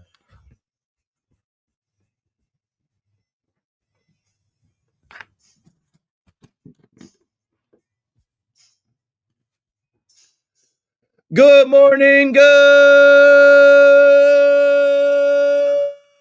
morning. April 17th. It's your nighttime host, Keith McPherson on the Fan. What y'all want to talk about? I know what you want to talk about. You want to talk about the Yankees, Juan Soto. Or maybe you don't want to talk about Juan Soto. Maybe you want to talk about Pete Alonso. Maybe we'll switch that to like, hey, why don't we just spend more time talking about how great it is that Pete Alonso is a Met and that they didn't move on from him and how professional he's been and how he said all the right things and how he's still coming through and still getting it done. And as much as we talked about, Judge being the best hitter in the world and Juan Soto batting in front of him, how long will he have Pete Alonso protecting him? Because if Pete Alonso keeps this up, he's opting out. And with Vladdy off the market, there's going to be a couple suitors for Pete Alonso. That's too far down the line. Let's not jump there. Let's jump into the NFL draft. Did you realize it's the 17th? The NFL draft is upon us in a week. Wow. Don't we need it? We need it. We need a break from some of this baseball stuff. We need to tap back into some football stuff. Thursday, April 24th, the 2025 NFL draft. And it will be a very important draft for your New York Giants. And I think it's going to be a good draft for the Jets and the Giants. But, man, the Giants cannot mess up with this third pick. And what I said earlier about the Giants is they should have different guys at the helm here. They should have different guys making the decisions here, because I feel like these guys making the decisions, they're making these decisions thinking a bunch of different ways. They're thinking about the now, they're thinking about the past, and they're thinking about the future. Joe Shane is thinking about the quarterback room last year, some of the mistakes of last year, what they didn't have last year that led them down the road of losing 10 in a row. He's thinking about the now and like, how long will I have this job? And we need to win now. We need to bring talented players in right now. And the future of like, hey, well, if there's a quarterback available, and I talked about taking swings at the quarterback position, and I haven't taken a swing in the draft yet. I've drafted a lot of misses, and I haven't even taken a swing and miss on a quarterback. I gotta do it. And this is a light quarterback draft class. But if we're at 3, don't you want to draft a quarterback? Let's play Joe Shane today. Basically alluding to what I was alluding to, because I was all aboard the Shedeur Sanders train. I think I got on here and campaigned for Shedeur Sanders a couple times until they signed Jameis Winston. And even when they signed Jameis Winston, I'm like, okay, good guy for him to learn from. But then when they added Russell Wilson to their Jameis Winston and also Tommy DeVito, I'm like, oh, they're definitely not drafting a quarterback now. But there are some signs out there that tell you they want to draft Shedeur Sanders at 3. Let's hear what Joe Shane, the GM of the New York Giants, who's got a somewhat hot seat, and I think he knows he's potentially a dead man walking. Let's play a couple clips from him. Let's play the one where he talks about not needing to take a quarterback at the top of the draft. Players, I think we put ourselves in a position where, I don't think that's mandatory or something that we're, feet to the fire and we have to do. I think the 2 guys we signed have played a lot of ball. They've got a lot of skins on the wall, and I do think we've upgraded that room, compared to where it was a year ago. I like the guys that we have, and Tommy's still in there, and he's won games for us too, and he's still developing. So we're happy with the makeup of the room right now. I don't believe you when you speak, bro. Don't mention Tommy DeVito. And no disrespect to the Jersey 11. Tommy, Tommy DeVito, Tommy Cutlets. But, like, you have to win. And don't talk about Tommy DeVito winning games for you. That was a mistake. Winning those Tommy DeVito games. You shouldn't have did that. Don't even mention that.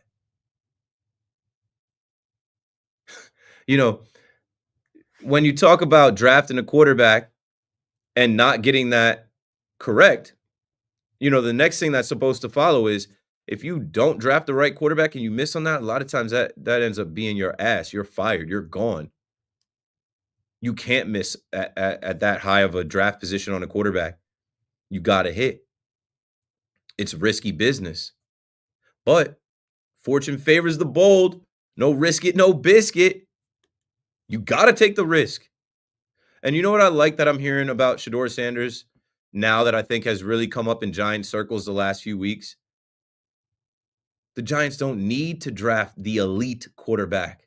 The Giants don't need to draft, the fast guy who throws with a cannon arm and also has They've won with just good quarterback play.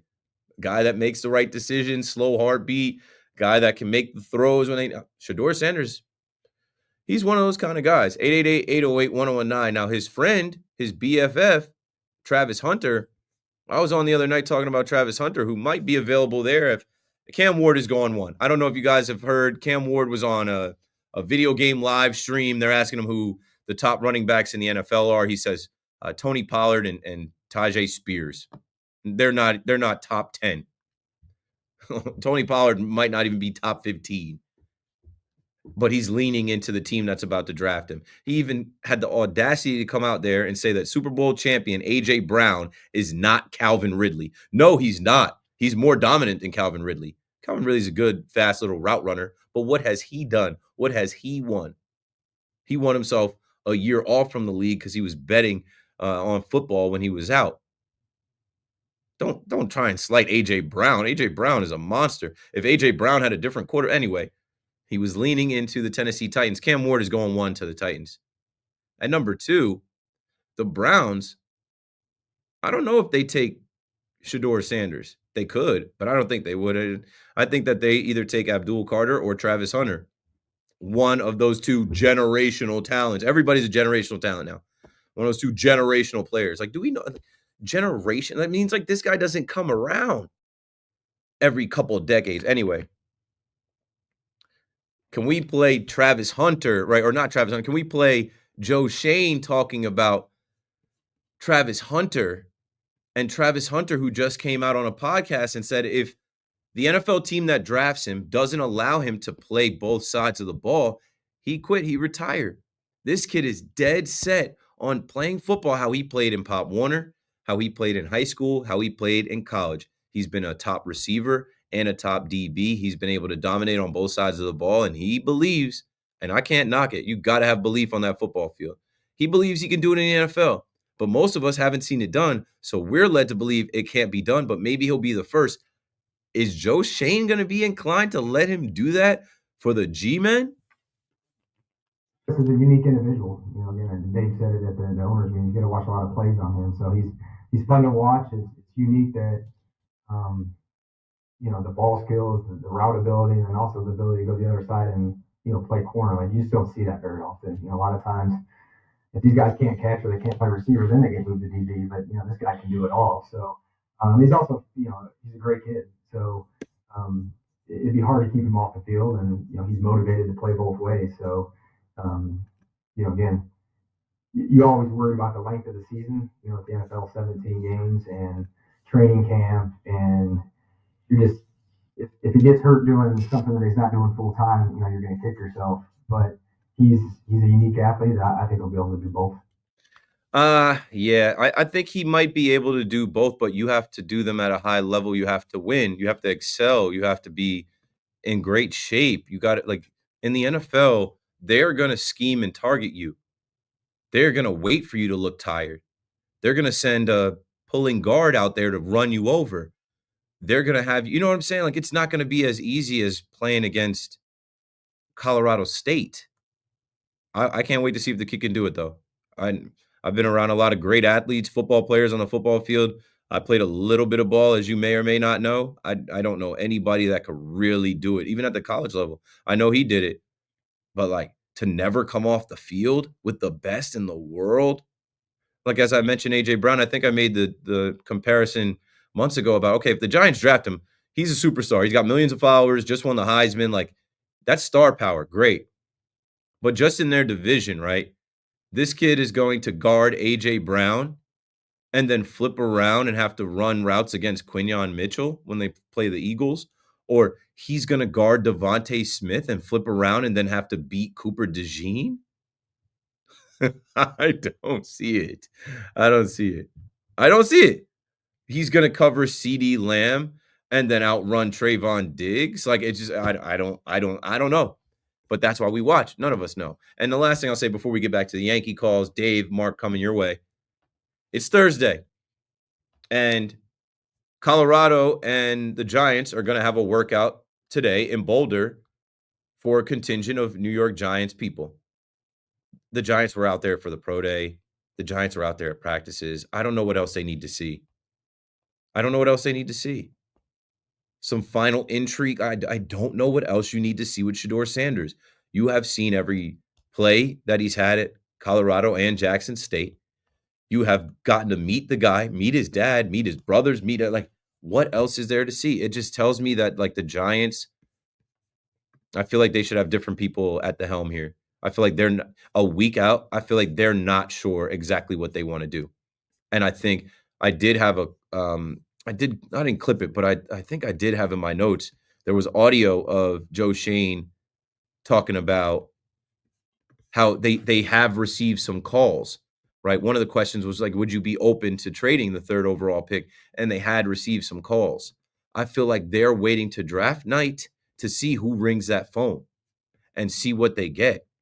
And maybe there is a world where they can trade back and Shedeur Sanders falls and they take him.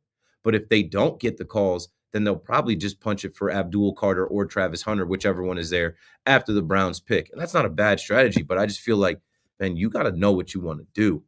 And I feel like these guys, man, multiple times they didn't know what they wanted to do in the regular season. Should have lost to the Colts. You would have just been able to take Cam Ward. And then if you take Cam Ward, you don't have to bring in Jameis Winston, who's on my Instagram or on my Twitter. He's dancing around with a guy in a crab suit. or Russell Wilson, who's like just like super corny, super lame, dad jokes, Sierra's puppet, gonna come here and it's gonna. I don't know, man. I don't know, man. Let's go to Dave in Rockland County. What's up, Dave? You're on. Thank you. So I was wondering, first of all, thank you for taking my call. Second of all, I was wondering about Ben Rice. I'm sure you remember Ben Rice. He was good for like stretches last year, and then he wasn't as good.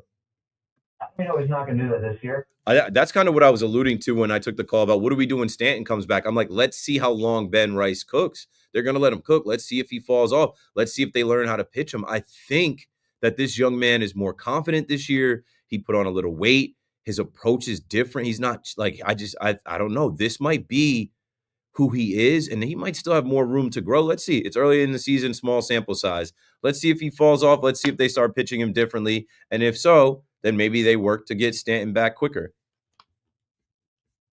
I like that call, actually.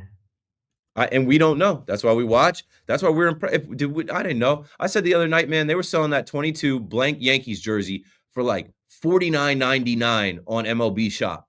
Because basically, right, they're like, no one's going to buy this Juan Soto jersey. That's a Ben Rice jersey now. I'm like, I should have bought that jersey. I didn't know Ben Rice was going to wear 22 and be mashing home runs. I had no idea. At least if Ben Rice does bat, it's a Roger Clemens jersey. Right. Even if he does bad, it's a Harrison Bader jersey. Thanks for the call, Dave. 888-808-1019. Speaking of Harrison Bader, I told you Harrison Bader was on one against the Mets today.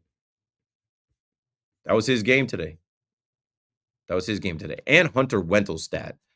You guys know who that is? I hope he's okay before I start talking down on him. Hunter Wendelstedt. I might be saying his name wrong. Hunter Wendelstedt is the umpire who tossed Aaron Boone last year when the Yankees were playing the Oakland A's, and a fan in Legends that was sitting behind the dugout yelled something at him like, "Get it together, Blue. You suck. Come on." Like, he thought that came from Aaron Boone because the voice was right above him. I guess the guy's voice sounded just like Aaron Boone. He tossed Aaron Boone out without even looking in that. Just, "You're gone, Aaron."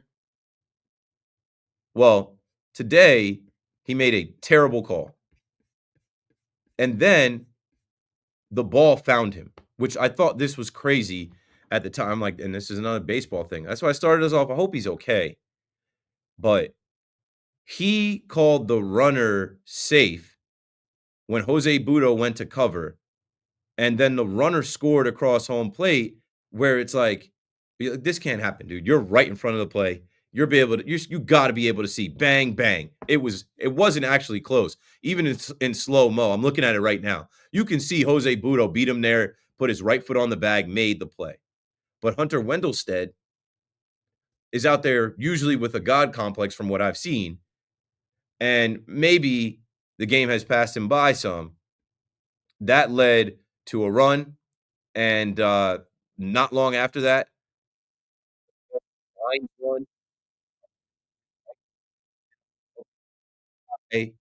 is on the field calling the game.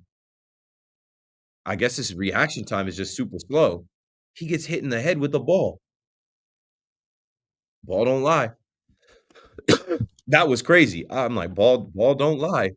He took one off the face. Hopefully he's good and all, but I'm like, Hunter, where do I know that? I'm like, that's the guy that tossed Aaron Boone. Baseball guys still making him feel it for that mistake and the mistake against the Mets.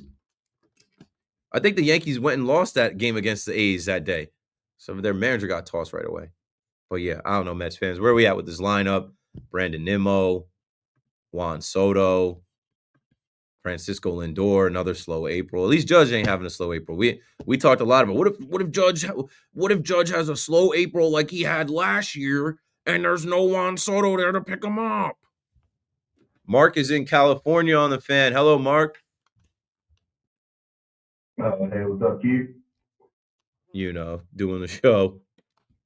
Oh man, so it's so funny you bring that up because today I was talking to a buddy of mine about the Empire. It's so funny you bring it up because I was talking to him about the Yankees in 2010. Do you remember Lance Berkman? I do. So remember, in 2010, he ejected Ron Gardenhire. He argued a pitch, which appeared to be strike three, and it was strike three to Berkman. Wendell ruled a ball on the next pitch. Berkman hit a double, scoring a run, putting the Yankees up pretty much 3-2. That was Hunter Wendell's stat? Correct. That was the same guy? Huh? That was the same ump that I'm talking about, got hit by the ball today, and Same ump. And then in the playoffs, it was the American League Divisional Series, game 2. And then in 2005, Gardenhire was suspended one game and fined because he went on this profanity-laced rant where you can look at a bunch of yeah. all of them, every name in the freaking book, dude. Like, he was, and then in 2009, Wendell suggested that Gardenhire should attend his umpiring school to learn what a balk is. It's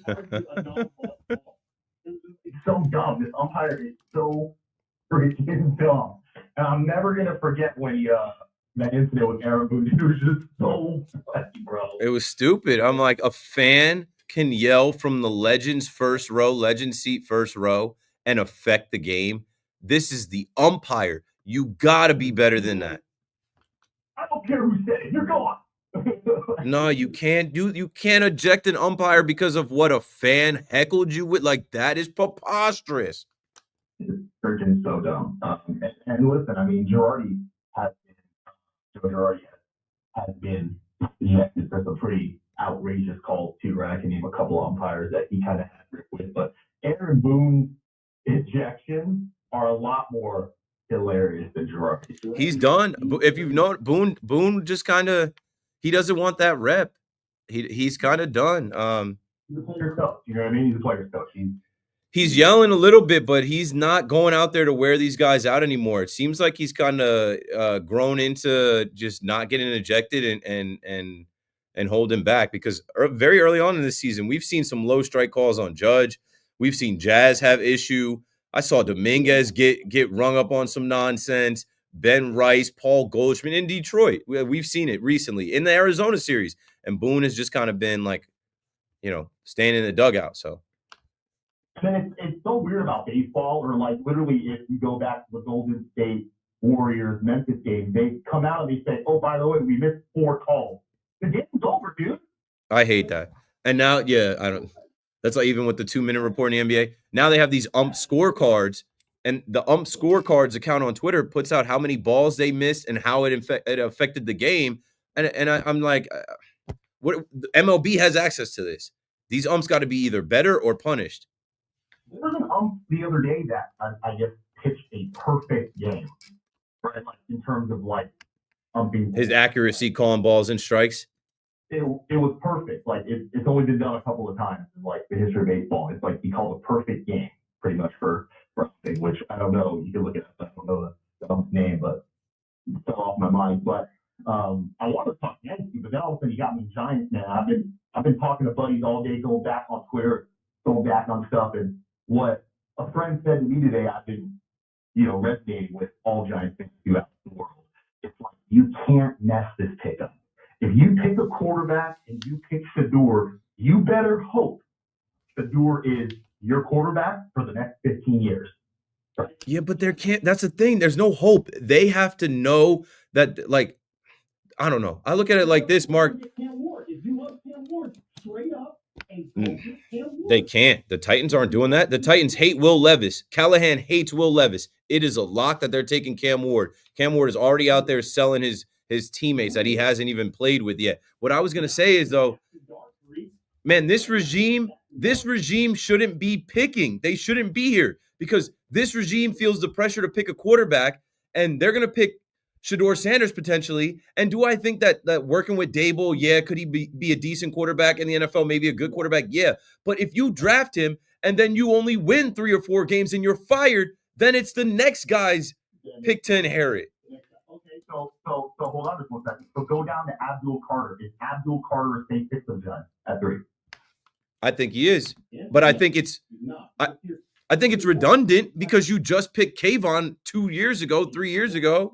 You nailed my head on the point. And number one, in college, he played primarily on 3rd down. In the NFL, he would play on 3rd down because you have Kayvon, you have Brian Burns, and you have him, and you're not going to start him over Kayvon. Kayvon because Kayvon wants to prove himself after having a down year. So you go out, you get Abdul. It's like the Giants are kind of doing what they do with Matthias Kiwanuka and all those guys, having too many bodies. Yeah, it's a good thing to have, but that's not going to win you games. Exactly. And it doesn't affect the bottom line that much this year. This kid could come out and have 10 sacks this year, 15 sacks this year in losing efforts. Right. And so now you go Travis Hunter. And so you say, well, can Travis Hunter affect the Giants roster? Well, of course he can, because he can play both sides of the ball. But guess what? There's a reason why Ohtani, Shohei, is one of a kind. It just doesn't happen. In basketball, you're asked to play offense and defense, but the court is a lot smaller than an NFL team. And a lot of those guys don't play defense; they just play offense. They don't. So now you're asked to play two positions. You're asked, number one, to play offense and then go learn. Like in college, they ask you to go cover 3 against Nebraska, cover 2 against this team. That's pretty much it. In the NFL, it's a week-by-week basis where there's game plans and schemes for each team. Stay with me here, Mark. Also in the NFL, they'll play on Thursday, and in a short week, you have to be in defensive meetings and offensive meetings and prepare for a short week. What if it's a short week and you got to play the Eagles? It's a lot for a rookie, man. It's a lot to ask. And listen, don't get me wrong. Like, he is arguably the best wide receiver in this draft outside of McMillan. I have McMillan going to the Jets. I think they should pair. Or that kid Bolden out of Texas. I think that kid Bolden is being slept on. No, that's Luther Burden. Matthew Bolden. They're both good players. Yeah, Bolden's good. Yeah, Bolden's very good. The reason why I like McMillan, he's 6'5". He's 6'5", 230. Matthew Golden. I was saying Luther Burden. That's where I was getting switched up. Luther Burden is out of Missouri. Matthew Golden is out of Texas, and they're both top receivers. That I'm like, can't say that Travis Hunter is better than him. Would you say that the Giants need a receiver more, or they need a corner more? A corner more. They need a corner, correct? Like they already have. They have Malik Neighbors. He's your number one receiver. He should be getting hella targets like he did last year. They have Wando Robinson, right? They already have each other. So you pair, if you think that this corner in Travis Hunter is good, and you pair him with what the Giants have done in the secondary with Tyler Nubin and the new guy that just signed, and you also have Andre Phillips and you have Carlos Plus. You have these guys. That's going to make a bigger difference on your defense because that's a position that you actually need, right? Now, the Giants need a running back. Theo Johnson, he's unproven, but he's good, but he's also fourth-round pick, right? So if you go and get Tyler Warren, they're not drafting Tyler Warren at 3. They're not, right? So that's not. They're not drafting a running back there either, and they have Tyrone Tracy. Paulson Adebo is the corner that they signed, and I guess they expect him to be on the other side of Deonte Banks. I wouldn't be so sure about both of them either. I think Adebo is he's a little bit of a taller guy and a longer cornerback, and he's got good numbers. I think they said in like man coverage. But does anybody believe in Deonte Banks? Travis Hunter might have better ball skills, definitely catching the ball and man-to-man skills than Banks, where you could start him at corner right away and then have packages on offense for him. Boom. It's what we just spoke about right now. The fruition. Well, the only other pick that the Giants could immediately pick would be either Mason Graham. We compare him next to Big Deck, so that would be a great move. But that's also the defense. So here's how the board would play out. Is if there be a team that would want to either take a Mason Graham or an Abdul Carter, you trade out the pick and you build the pick. And number one, you have Russell Wilson, you have Jameis, because if you sign a quarterback, one of those guys is going to go, and I believe it's going to be Jameis Winston. He's gone, right? So you trade out the pick, you build the pick. No one thinks the Giants are going to be competitive. Their schedule is atrocious this year. They might not win many games.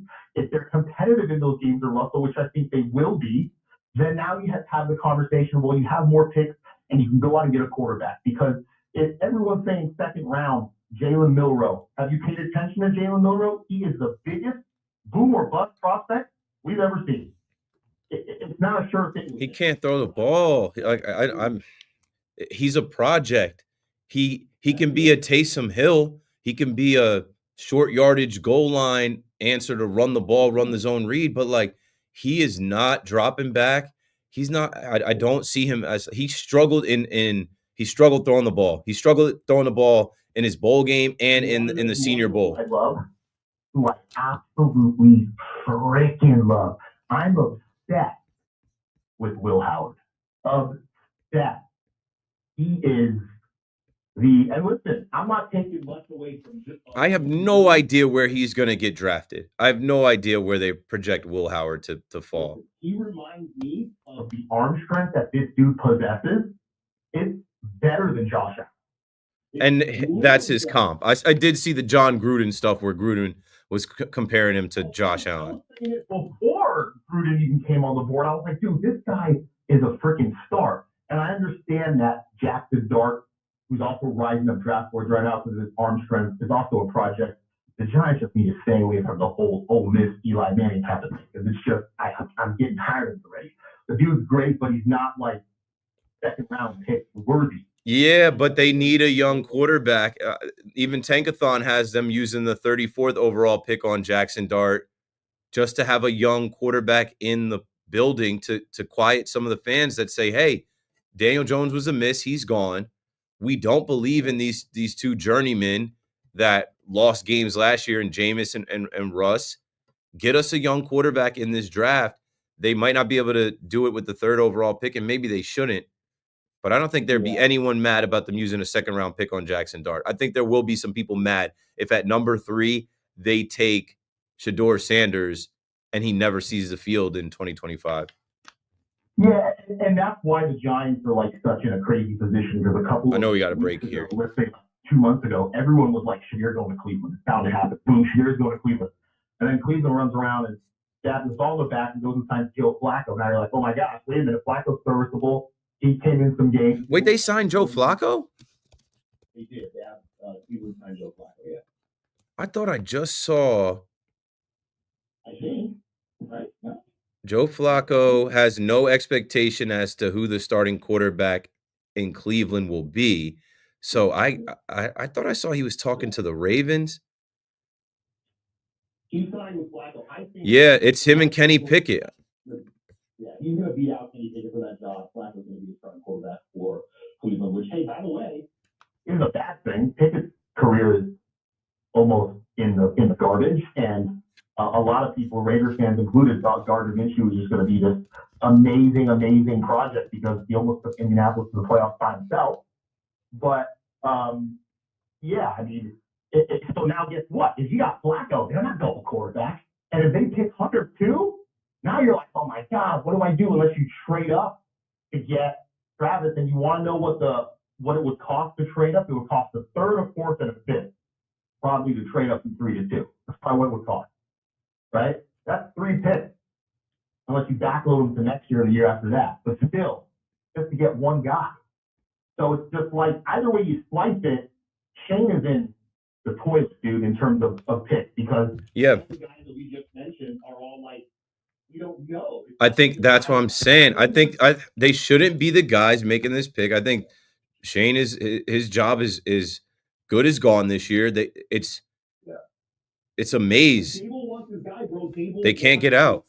Dable wants his guy unless Mara stepping in and is just like, we need to take. Because remember, last year McCarthy, they brought Jaden Daniels in, they brought McCarthy in. You know what I mean? They brought Caleb in for a visit. All 3 guys came in for visits last year. They all did. So it's the same thing where they're just doing their diligence.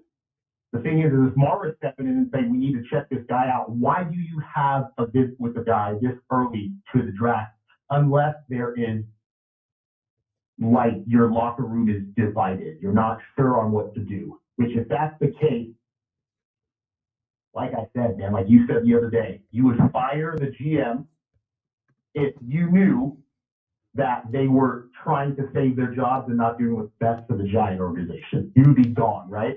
And Mara is just so clueless. You know, and I'm never going to live down. I'll let you go after this. I'm never going to live down. You listening? I'm here.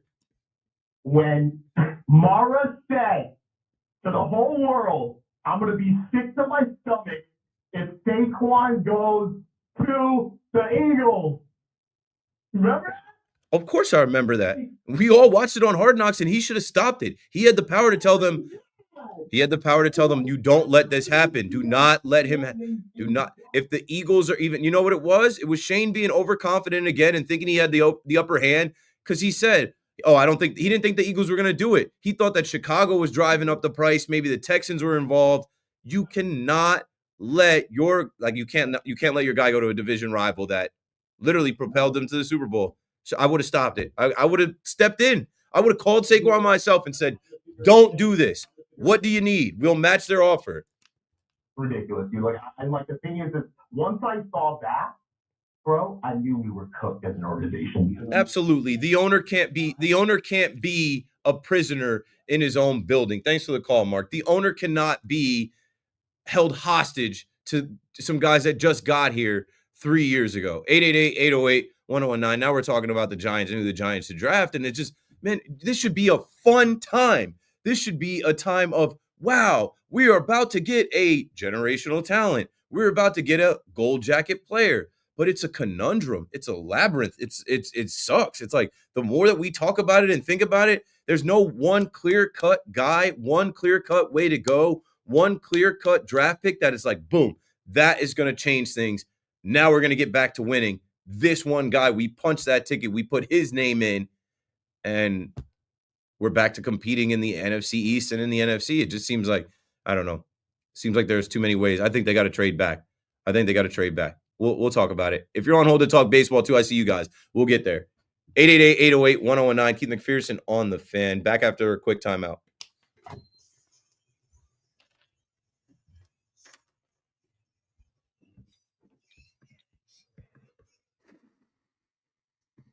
Where am I at, bro?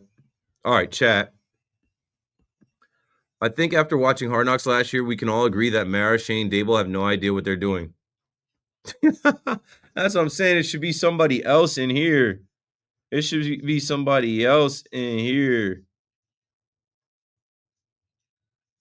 It should be somebody else in here. It should be somebody with a blank slate coming in and saying, we have this need. We're going to address this need. And we're going to take the best player available at that position. Quarterback is not a position of need anymore. Taking a quarterback to make him third string quarterback with the number 3 overall pick, to me, is dumb. Taking an edge rusher that might not start is dumb. Taking Travis Hunter, who is set on wanting to play both sides of the ball, and that might not be, like, he might not be better than the receivers you have. He might not be better than the corners you have. That's a big risk. So I don't know. Where do you go? What do you do?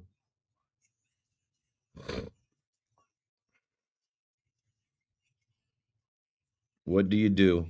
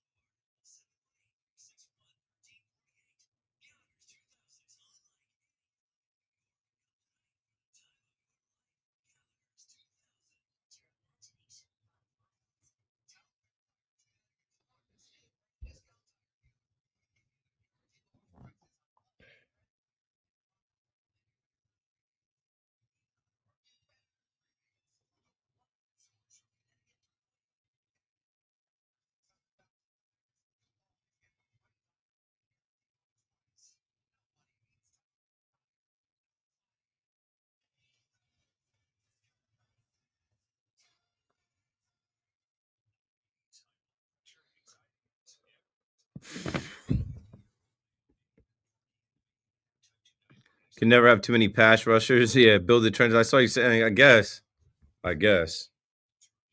They also got Chauncey Golston. Like you already addressed those.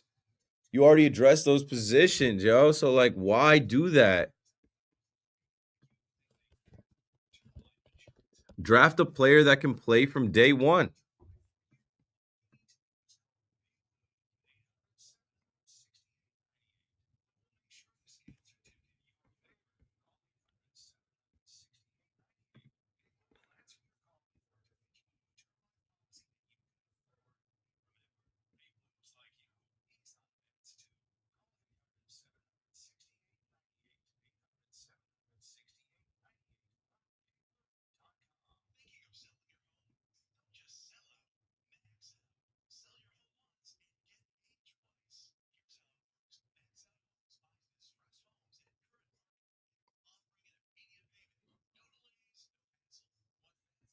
Yeah, I got this Giants Wire article I'm going to read from too.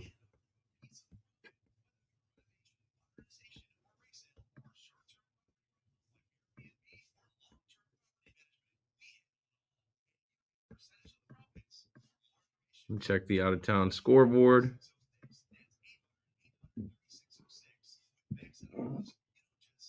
Dodgers and Rockies, 8-7 Dodgers, bottom of the seventh.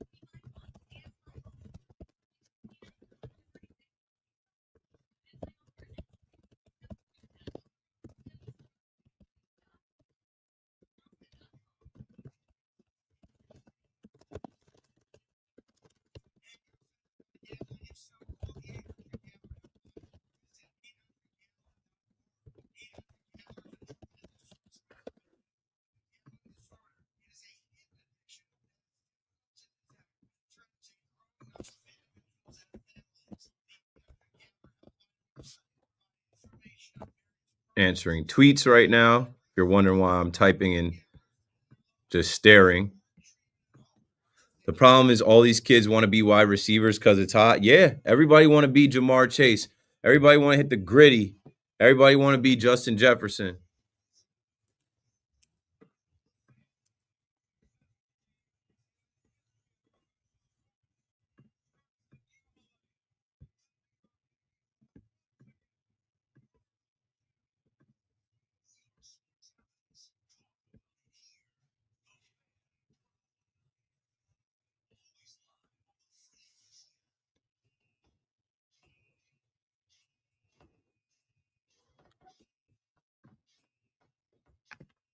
Okay.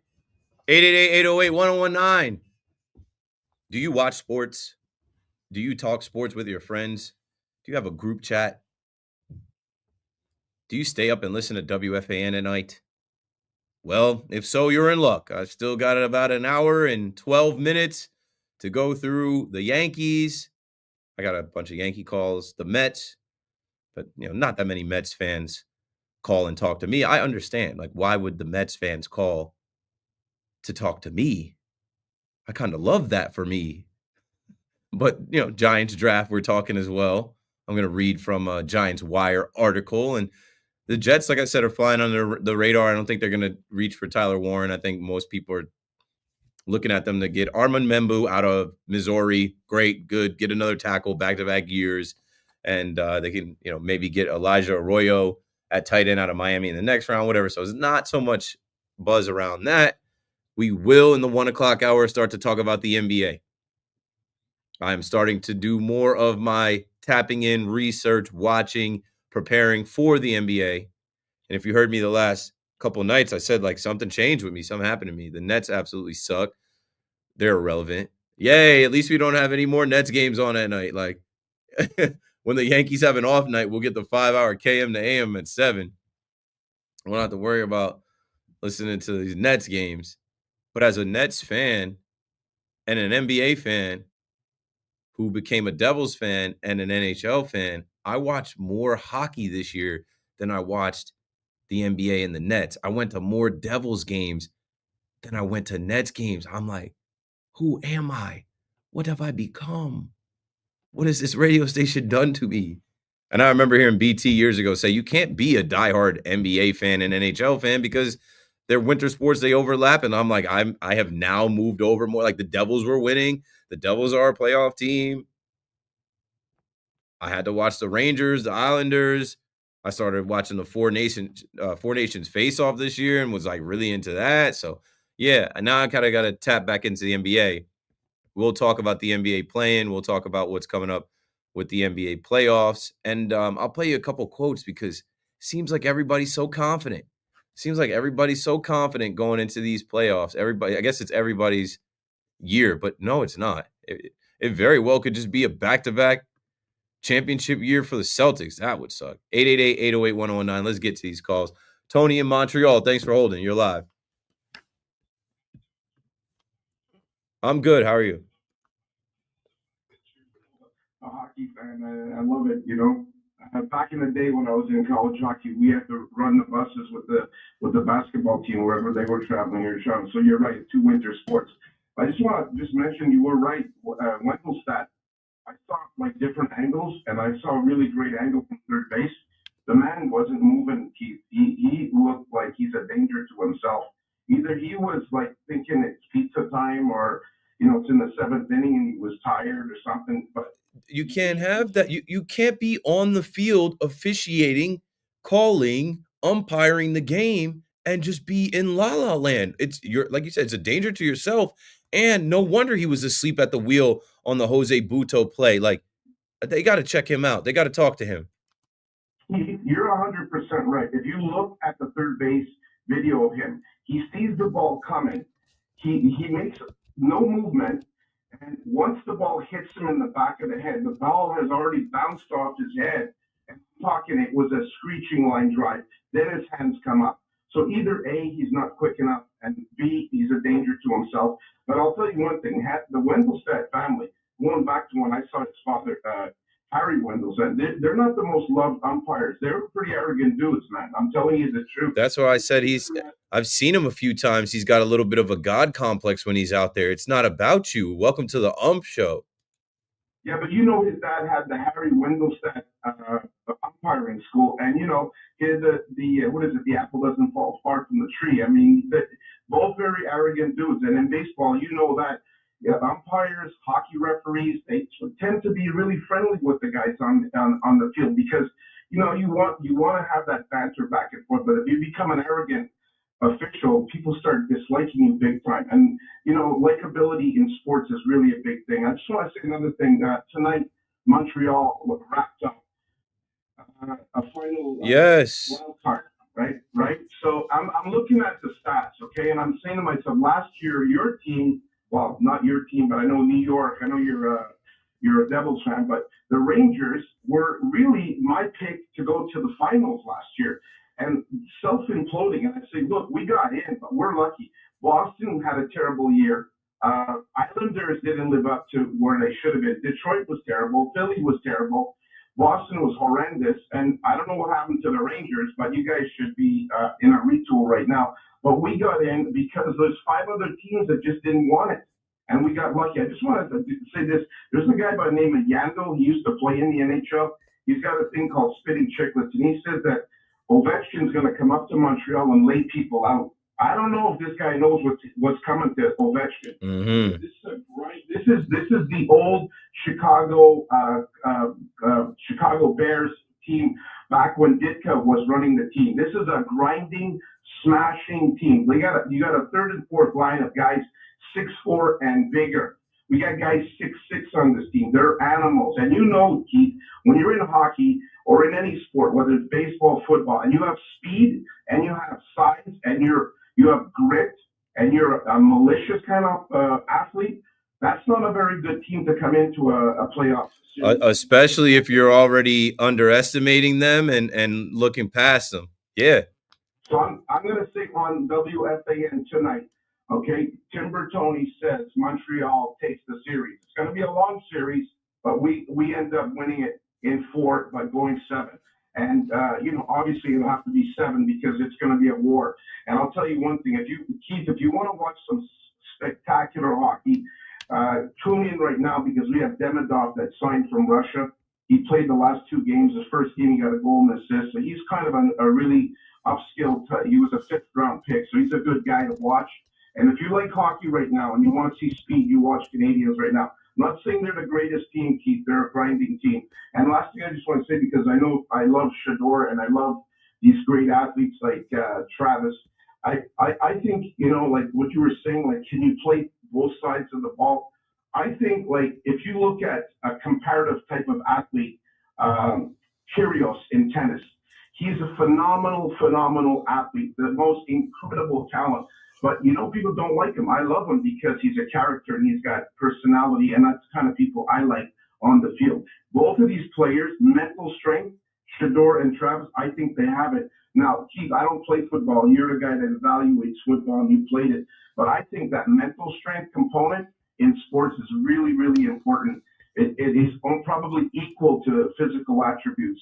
And I think both these guys, from what I'm saying, I'm wishing on greatness for these people because I want to see great athletes, Keith, whether it's Alonso in New York or it's Judge. I want to see great athletes all the time. And that's what entertains us. And thanks for giving me the shout out and thanks for letting me speak my mind, man. You're the best. And I love talking to you. I get home late and I say, I want to talk to Keith.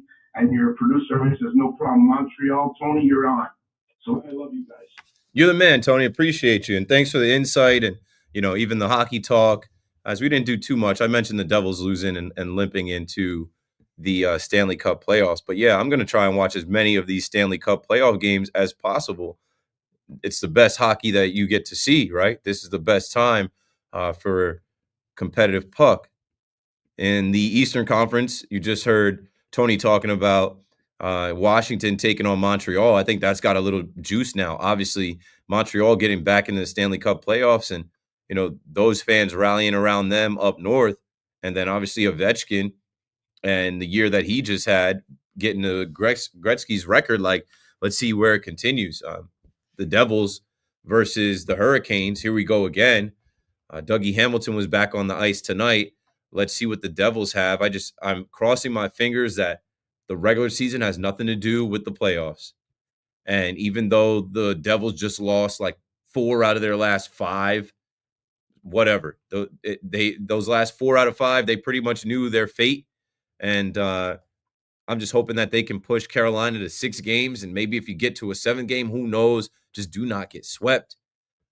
You've got Toronto versus Ottawa, Tampa Bay versus Florida. Just that's awesome right there. Down south in America, the Panthers being the champs and Tampa Bay being champs, in the past couple of years, like they actually have great fan bases down there.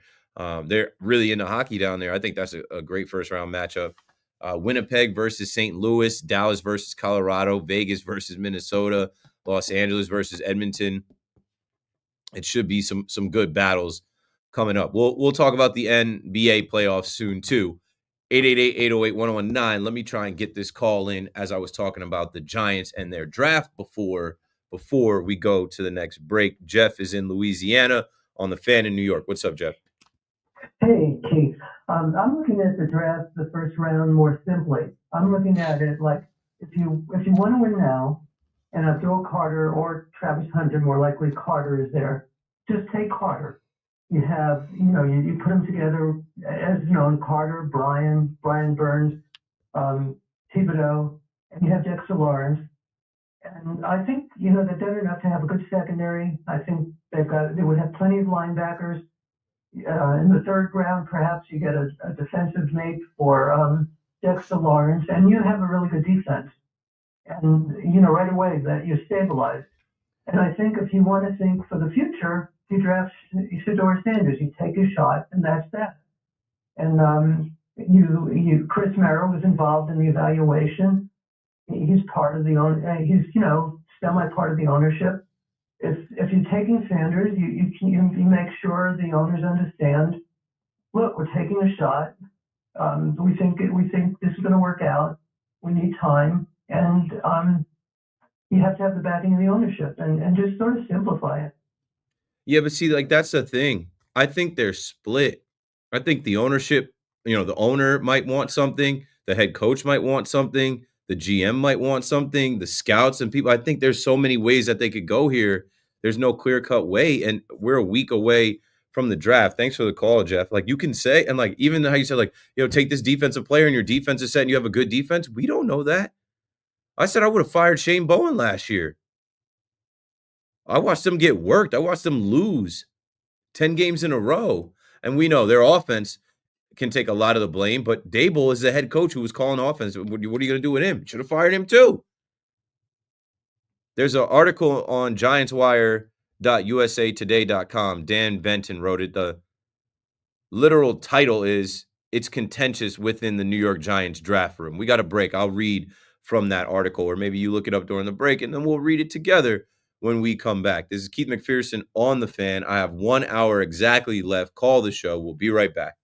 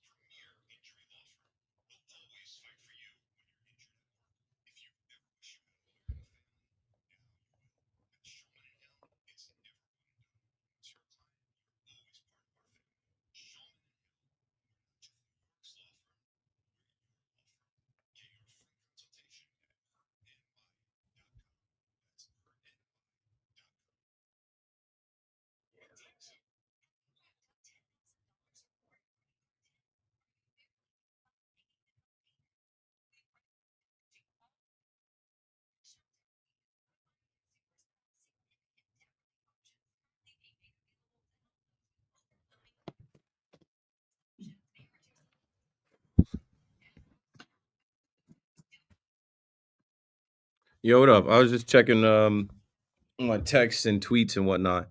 Chat is like when we get to like 1 a.m., 2 a.m., the chat has almost 1,500 people in it, but the conversation slows down. I don't mind. I was literally telling my wife, I'm like, what's cool about me doing these live streams now while I do the show is, I mean, like there's people that are, I'm sure, in their car listening and driving this late, but for the most part, people are home.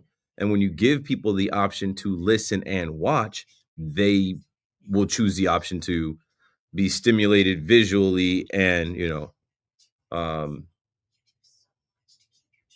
just blanked on the word, visually and sonically. Um, and so like this late at night, there's no TV shows live right now. Like SNY is on a loop, ESPN is on a loop.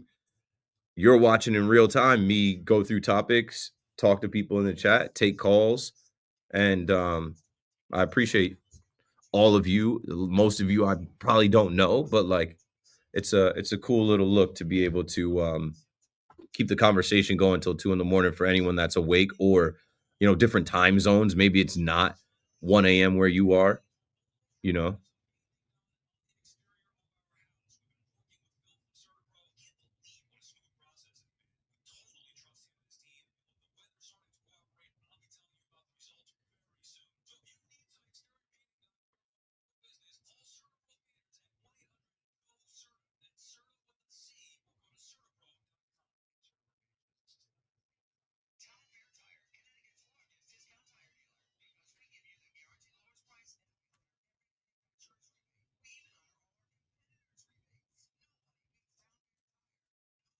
So I'm about to show y'all something we're working on right now.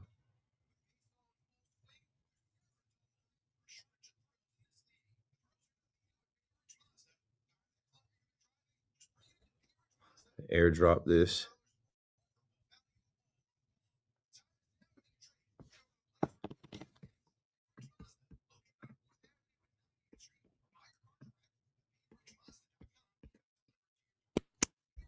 I gotta change the format. I hate when the iPhone pics come in as HEIC.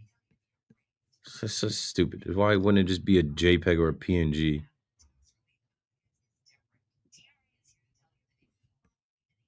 Share as or export as PNG.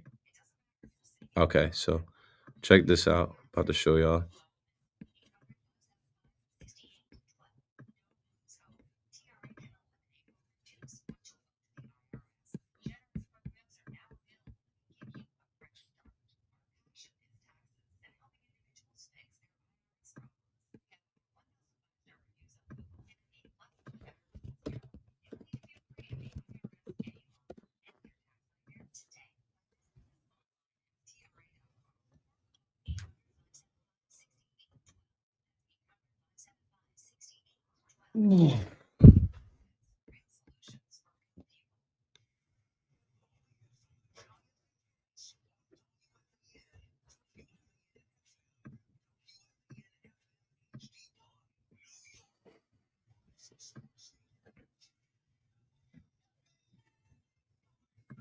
Good morning at 1 o'clock. I'm Marco Belletti. The Yankees finished the sweep of the Royals 4-3. Aaron Judge, 3 more hits, including the go-ahead solo shot. Anthony Volpe, a 2-run double. Cody Bellinger knocked in a run, along with a terrific sliding catch to end the game. Clark Schmidt made his return, 3 runs over 5 2/3 in his season debut.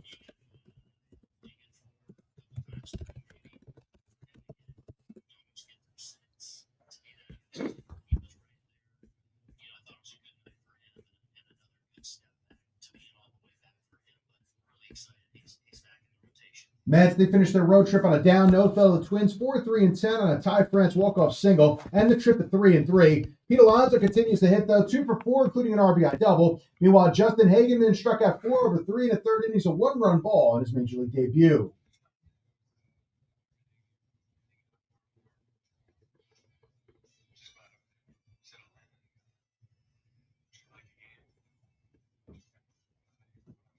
For the Giants, Joe Shane made it clear he'd love to have a franchise quarterback, but he won't force it. The team's content with the veteran additions they've made.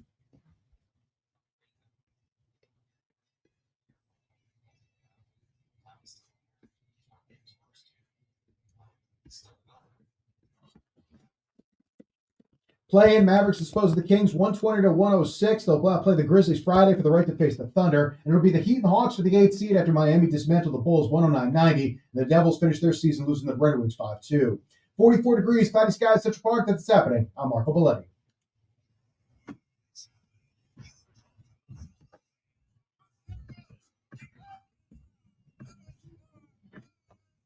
I played too, bro. I didn't play in the NFL. I didn't even try. Matter of fact, I gave my scholarship back my 5th year. I just focused on graduating, but I definitely know football because I played from age 9 to 21.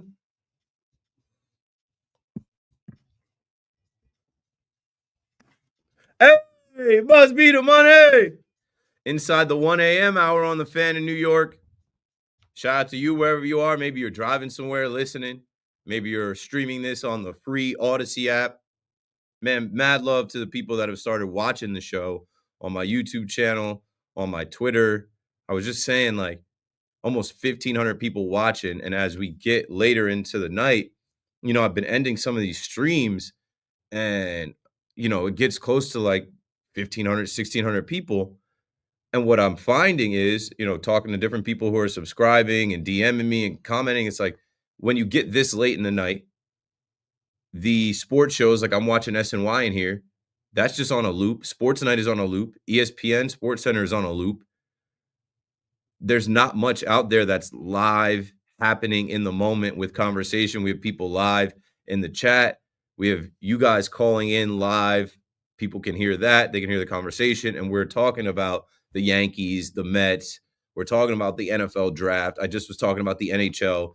We will get into the Knicks as well and the NBA playoffs this hour. It's awesome. Like, if you're someone like me, like, even if I wasn't doing this, man, I wish I was, like, young and had this as a kid. Like, when you're just into sports and you want to hear conversation around sports and people's opinions and thoughts and just, thought-provoking things that make you think different things, and that's what you're into until you fall asleep, right? I'm not watching Netflix. I don't care to watch streaming shows.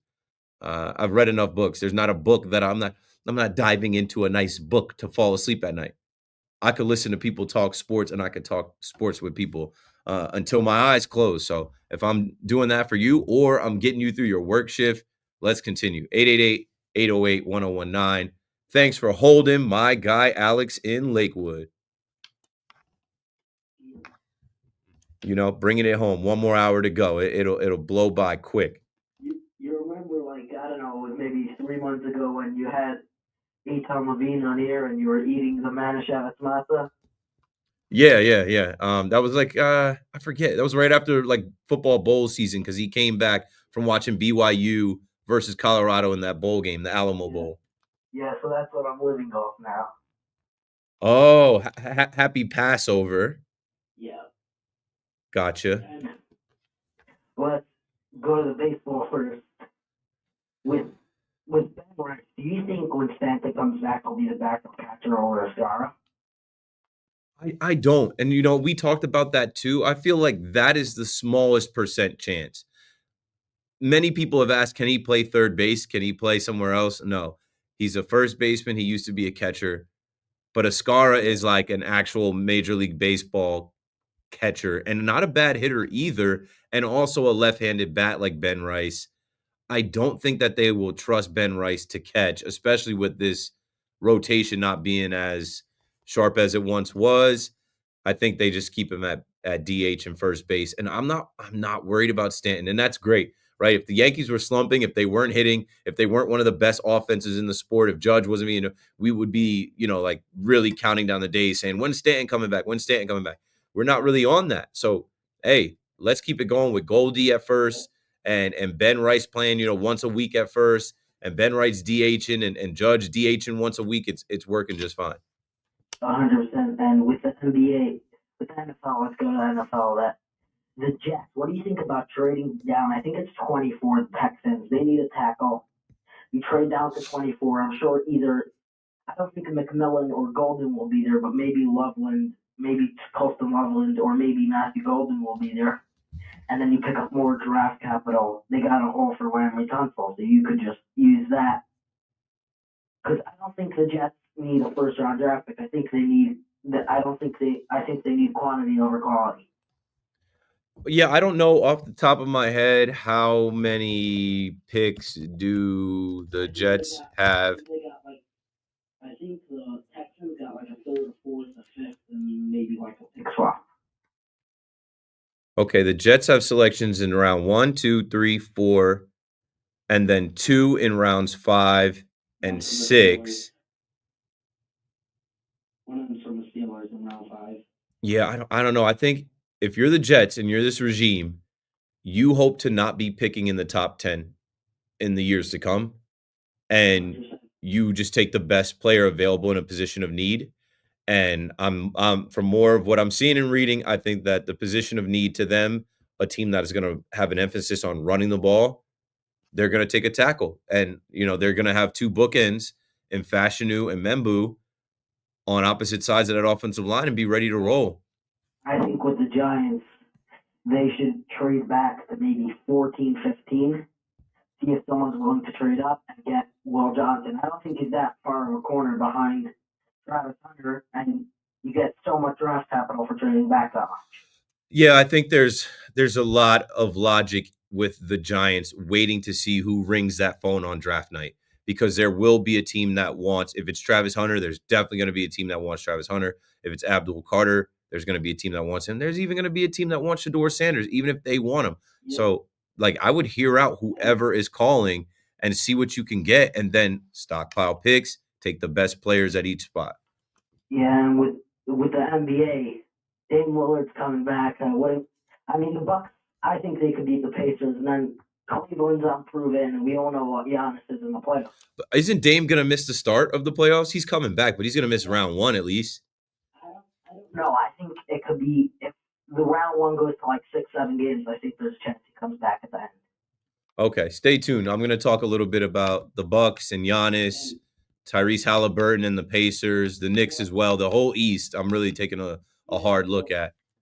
The thing is, the Bucks #1 owned the Pacers this year. I mean, they had one loss, but it was a Tyrese Halliburton like 3 with 15 seconds to go. It was a really tight game, and also we started, our bench started to see, like Kevin Porter Jr. just started playing amazing. AJ Green, Bobby Portis is back. He's a monster. We got players all over the place now. Yeah, I know the Bucks have some depth and they have size. Pause. They're tall, long, like that. They're a tough matchup for certain teams. So I wouldn't count them out. And I'm gonna later play the quote from Giannis. What I was kind of teasing was like, there's some confident players in the league right now. Thanks for the call, Alex. So yeah, going back to what he was saying about Ben Rice. Ben Rice got to catch in spring training, but I think that was just spring training. I don't think that they actually expect Ben Rice to be able to go and call a game. And like, who's he gonna catch for? Like, you can't put him and Will Warren together, young guy. You would want, like, I don't think they're gonna do that. I think we worry about it when it happens. We cross that road. When it's time to cross that road, Stanton's not back. And with the Jets, it's not a bad idea for the Jets or Giants to trade back if there's not somebody that they're sold on. I think the Jets are going to be sold on drafting this kid at right tackle. Shout out to Tyron Smith, who went back to the Dallas Cowboys and signed a one-day contract so he could retire. In the Tyron Smith experiment, I remember being on the fan last year telling y'all it wasn't going to work. He's cooked. It wasn't going to work. But they took a shot at it. And I just think it's smart to get your offensive line together. You build inside out. You start in the trenches first. And with that being said, maybe the Giants feel that way too. But with Abdul Carter, maybe they're ready to move on from Kayvon. We don't know. I said when we come back from the break, I was going to read from this Giants Wire article, and it says it's contentious within the New York Giants draft room. And I bet it would be. I bet these guys are all fighting because they're all trying to save their jobs, and they know the gravity of this number 3 overall pick. And like, it's do or die. If you do make the right pick, you continue. If you don't make the right pick, you're done. And it's hard to get these NFL jobs. So have the New York Giants closed the door on selecting Shedeur Sanders at number 3, or is a last-minute private workout suggestive of something else? It's an interesting dynamic any way you slice it, and it's left some NFL executives and draft analysts to speculate. Longtime NFL insider and commentator Todd McShay, who I told you, I listen to McShay. He does this stuff all day. He's a former player, played at Richmond. I should have taken my official visit to Richmond. He spoke to a rival general manager. Okay, who did he speak to? Like the Commanders, the Eagles, the Cowboys. And he says he learned that the Giants may be split on Sanders. Some want him at number 3, while others feel like that would be an overdraft.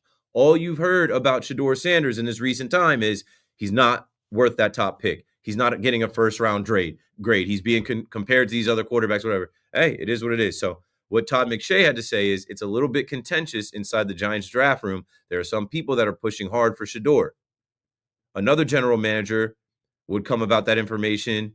How another general manager would come about that information is not something Todd McShay elaborated on, but he did hint that some friction may be coming from the top of the organization down. This is where I was saying John Mara, after being embarrassed and Hard Knocks and having the power to veto the, contract that they offered Saquon Barkley that he didn't take, like, he should have stepped in there. Maybe now he's stepping in more and saying, I'm not going to be a prisoner in my own building. You're not going to hold me hostage in my own franchise. So they say, I also wonder too, at this point in time with ownership, we hear a lot of stories after the fact of ownership getting involved when it comes to the quarterback position and drafting that high.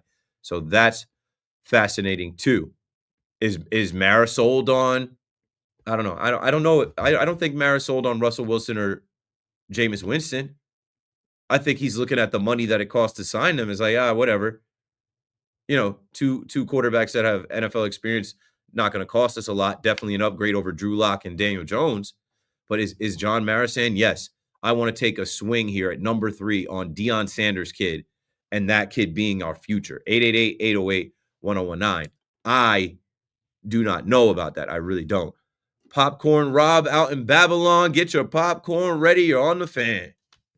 Hey, Keith, man, first and foremost, man, thanks for taking my call, man. And first of all, hey, how did you get in touch with Elon? Because I keep on getting these congratulations for my content, you know, and likes. But I never get, you know, I don't know whether or not it's the parodies or whether or not it's really him. I don't know. With Elon Musk? Yeah. You trying to get paid off Twitter, you saying? Or you just saying you... What I do is I create content. And so, Keith, when I post the content, I'm not looking for, congratulations, but if for some strange reason, I won a car, I won $10,000, I won $50,000. Scam. Those are scams. Whatever. Those are viruses. Those are bots. Those are scams. Anyway, but Keith, man, you know what? First, I see you on the Yankees. I'm really starting to get real set on Jazz Chisholm, man. He's a workhorse, and I respect, the fact that he's not trying to be bigger than who he is, but he thrives for it, and he realized his place in the organization. He realizes, you know what I mean? Like, I'm not trying to be bigger than, but I will chase him, and it would be a great accomplishment, getting more home runs than Aaron Judge, and that's pretty good. That's a good thing. And I kind of misjudged Judge because I thought he was not a reachable. So I sent you some audio clips from Giannis and from Tyrese Halliburton. Soto had, departed because I thought, which I'm probably wrong, but I thought that, my thinking was that, he wanted to be that man. He wanted to be on a team where he's the man. He's like the captain. He's the one that everyone goes to. And, unfortunately, he sees that Judge has all of that, all the qualities now that I'm starting to see that, along with the fact that he got the back of the New York Yankee fans. So, and I guess he didn't want to play second fiddle. But either way, I know that I said Keith is probably having a field day with this guy right now when he struck out 3 times today. Yo, he grounded into a double play that, like, I don't know if I've seen it in a while. It was just an unassisted double play by a second baseman. It was just funny. It looked like a LOL Mets highlight. No, I know. And I said Keith is probably having a freaking field day with this. But anyway, we got to realize, though, we know we're going to go into that cold, especially in August. It seems like August, my month, which is my birthday, seems like the Yankees just fall completely apart in August. But 2 years. Yeah, they collapsed during the dog days. We've seen it a bunch. They'll start falling in the standings. You start worrying about it when it gets hot because the season gets long. We've seen it. Right, and we don't need to boo them, man. We need to just, we need to kind of encourage those guys. And one more thing, Keith, before thanks for taking my call. But with the Giants, man, I don't think that they're going to get Shador Sanders because you got two, Jameis Winston and what's his name? They both Russell Wilson. Yeah, Russell. It's not like Jameis Winston or Russell don't have a good 3-4 years left. Because they're not high. Jameis. Jameis, maybe. Thanks for the call, Rob. Jameis is 31. He may have 3, 4, 5 years left in the league tops. Because in the next 3 to 4 to 5 years, there's a ton of quarterback talent coming into the league where, like Joe Flacco's able to still stick around. I don't know if Jameis is going to be able to stick around. And for our purposes, we're not worried about that anyway. He's got a 2-year deal with the Giants. Russell Wilson, this might be his last season. Russell Wilson is 36, going on 37, and he was hurt to start last year. He might be hurt to start this year. He's slower. He holds onto the ball too long. You watch that Steelers offense fail with him at the helm. I think Russell Wilson is done after this year. I think we're going to see signs this year that it's a wrap for him. He was always an underdog. He was always fighting uphill. I think it's finally like the time that Father Time has caught up to him where it's like he doesn't have it anymore in this league. He's not tall, he's not fast. He's still got an arm somewhat, but like it's time. That's why it's time for the Giants to draft a quarterback, honestly. But will they? I don't know. I think if it was a new regime, perhaps. But like I understand this regime being split on it. James is in Oceanside. James, you got it. You're in there. Hey, Keith, how you doing? Thanks for taking the call. You got it. Yeah, I just want to, going back to Giants draft on a quarterback, if Shador's there and you take a guy like Shador, what's your opinion on, taking a guy in this day and age that's, more of a pocket passer, and I know younger guy, athletic guy, but, with the new age of quarterbacks, the longevity of that and how it works in the Giants offense? I mean, you got to be able to boogie a little bit. You got to be able to avoid the rush. You got to be able to pick up a first down with your legs a little bit. And I think Shador can do that. I don't think that he is completely immobile, but he's a pass-first quarterback. He is reading the defense. He is an accurate quarterback. He is looking to throw. He is not getting happy feet looking to run. He does not want to run. He wants to scramble to green grass, set his feet, and throw downhill. But if there's an open lane, I've seen him take it. If there's an open lane, I've seen him try and go pick up the first down with his legs. I don't see them scheming design runs for him the way that they did with Daniel Jones, though. Right. And do you think you lose some value there? Nah, not if he is cerebral, not if he is reading the defense, not if he is putting the ball where it's supposed to go. Run the ball with your running backs. He just dropped off. But run the. I don't need my quarterback to run the ball. I need my quarterback to stay healthy. I don't need my quarterback to run the ball as a threat if I have two running backs that can throw it or that can run it. I need him to throw it. I need him to throw it when we need him to throw it. The Giants have Malik Neighbors. I don't know. The number one thing I would be doing is making sure that I have a consistent quarterback to get into a rhythm and that is always looking for his number one receiver, Malik Neighbors. Even when Malik Neighbors is covered, I want you to throw him the ball. Even when Malik Neighbors isn't get it to him, get it in his catch radius. If we're throwing the ball, there is nowhere else that you should be looking unless it's designed for him to be a decoy or whatever, and maybe you're throwing it to Theo Johnson or Darius Slayton on the backside or something. You have Malik Neighbors. Malik Neighbors balled at a historic level last year, catching passes from Daniel Jones, Drew Lock, and Tim Boyle. Oh, and Tommy DeVito.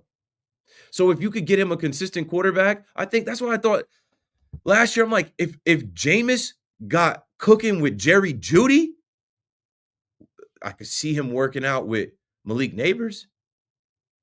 888-808-1019. I could see that working with Malik Neighbors and Jameis, maybe even Russell, with Russ throwing that moon ball and dropping it in there. But that's what I would need as a Giants quarterback. This guy has to be able to drop back, read the defense, and throw that ball consistently to our number one weapon, our number one receiver, who could be up there as one of the best receivers in the league. He already was as a rookie. 888-808-1019. Okay, as I was talking about the NBA, and I talked a little bit about the NHL playoffs, when I'm looking at this Eastern Conference in the NBA, first off, tonight, Heat culture, the number 10 seed Miami Heat beat the number 9 seed Bulls. So that means the Bulls are out, right? In the 10-9 matchup, it's elimination. I think I misspoke yesterday when I was looking at, John Morant losing to Steph Curry. They get another opportunity. They will face the Mavericks. Mavericks aren't out of it yet. No Luka, no Kyrie. They beat the Kings. So it'll be Mavericks versus the Grizzlies. It will be the Heat versus the Hawks. And when I'm looking at this East, I feel like these teams are all confident. I feel like it's kind of funny, right? Knicks fans were super confident before the season, and now they're not as confident against their first round matchup. If you're a Knicks fan, I've been saying Knicks in 6, and it shouldn't even get to 6. They should be able to beat them in 5. Maybe you have a game that Cade Cunningham drops 40, 45, and you can't stop him, but at least you're not matching up with Giannis.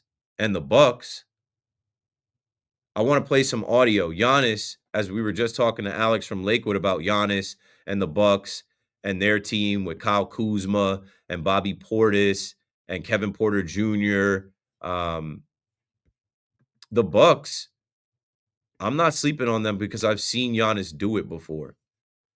And listen to this audio of Giannis speaking about, his conquests as a player. Please, you got the Giannis Bucks audio? Yeah, go ahead and run it. I love the championship we won. I love the run. I love the people that we were together, the people that we wanted with. I love how it played out, being down 2-0, me getting hurt, Chris going crazy, Drew doing his thing, Bobby not playing against Brooklyn and coming against Atlanta, the Hawks, and killing them. I love all that, but that's in the past. And the way you won then, that's not the way you're gonna win in the future, right? So that's in the past. I'm just gonna kind of create some new memories. So yeah, I'm trying to win the second ring, man. I really believe it. I'll say this. Yeah, this is one of my goals. Like everybody plays to win, but like me not having a second championship, like I look at back at my career and everybody can say, oh, he had an incredible career, active Hall of Famer, first ballot, whatever. But like me, my personal goal, like if I'm not able to help my team win a second ring, like I'm letting down myself. Like I really want to win the second one. Hopefully I do it. Hopefully I'm healthy. Giannis is only 30 years old, and he's talking like he's in his last 2-3 years in the league. He could play another 8 years. He's a Greek freak. But Giannis is a guy that we saw in the year that he got past the Brooklyn Nets and went on to win. Like, he can dominate a game. He can drop 30, 40, 50 in a game.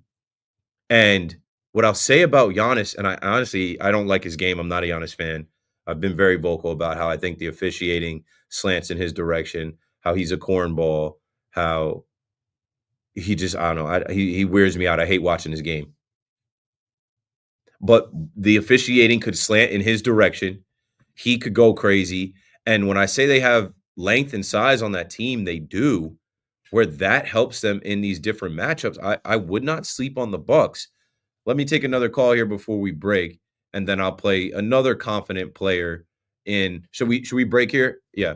Well, let's break. When we come back, I'll play audio from another confident player in the conference that's going to match up against Giannis and the Bucks. David in Brooklyn, you'll be my first call because I do want to go to you after we do this. Let's break it down. We'll play a couple sounds, and I promise I'll be right back.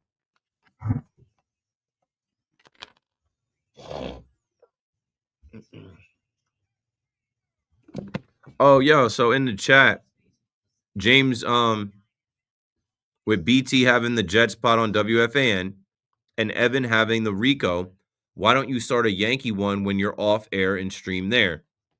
I did twice. And the Yankee pods are impossible. I have now done 4 different Yankee podcasts. I did Bronx Pinstripes' second podcast called George's Box with JJ from Barstool, JJ from the Bronx, one and done in the 2019 season. Then I did Pinstripe Strong with Joe's McFly and Chris McFly from 2020 to 2022. Then I did the BXB Bronx Baseball podcast with Sweeney Murdy in 2023, 2022 into 2023. Then Sweeney Murdy got let go. So we subbed in C-Mac, Chris McMonagle, to do the podcast with me. And it just flopped. It failed. It flopped. It failed. I don't know what to tell you. The Yankees went 82-80 that season. So it wasn't really fun to talk about anything with that. And I work the night shift. C-Mac works the night shift. He has 2 boys. I have a little boy at home. It's a lot to get together to do those podcasts, find the time. Even shout out to Ryan, our producer. It became such a lift for $0, and we just stopped doing it. And they found another podcast. Fine by me. Fine by me. If I was to do a podcast, I wouldn't want to do the Zoom style podcast or the StreamYard. Like, I'm on StreamYard right now. I would want to do a studio style podcast at WFAN where I interview athletes or influential people that are sports fans in New York in a studio type setting. Would that ever materialize? Probably not. Probably not. But that's why I said I did. We did a Yankee podcast. We had it before the Rico Bronya. Also, I also brought Talking Nets to Odyssey. But after doing that grind of 2 episodes a week, and then last season the Nets blowing it up and not being, I'm like, I don't have the time. I'm tired. Like, it's 1:30 in the morning. I will not get to rest until 3:30 in the morning. That's when I'll probably be asleep. And God bless my son and my wife, but when the sun comes up, they start moving around 7 a.m. So within like 4 hours of me sleeping, when I'm in my like deep REM sleep, I'm starting to wake up from sunlight and movement and just sounds in my house. And then when they get out of the door by like 8 o'clock, 9, I can go back to sleep for about an hour till 10, but then I have to get up and answer emails, text, and start working on my brand, on promoting myself, on making videos, on taking calls, on McPhersonBrand.com, on putting notes together for my shows, to be prepared to host a show that night. I have extensive notes all day that I'm putting together on what is going on in sports and what I'm going to talk about that night. This is every day. I could keep scrolling. If I went through and showed you, this goes on. I can go back years now. I've been on the Fan. This is my 4th year. Look at how many notes I have in my phone preparing for shows. There's no one helping me. I'm blessed to get the opportunity to do this. But like, I'm at a point now where like, I'm not doing any extra stuff unless it's for paper, bro, unless it pays. If it helps, bro, I found you off the Joe's podcast and now I'm tuned into the Fan late night. Appreciate it. Joe's is my man. I don't really rock with some of those other nerds over there, but Joe's is cool as hell, real. I did a ton to help build his podcast, his brand. Even before I was on it, I tried to give him some game and help him out. I just have always liked his style, his energy, his vibe. I've been to his mother's crib in the Bronx. He is like a real New York Bronx Yankee fan, die hard, like grew up a 20-minute walk from the stadium in the X. So shout out to Joe's McFly. And shout out to you. People find you in a bunch of different ways. Like, that's what I'm saying. When I did Bronx Pinstripes, those guys had no idea I'd be on the Fan. When I was working at John Boy, those guys had no idea that I would be what I am today. I had a little bit of an idea, though. I had a little bit of a plan. All right, let's get it.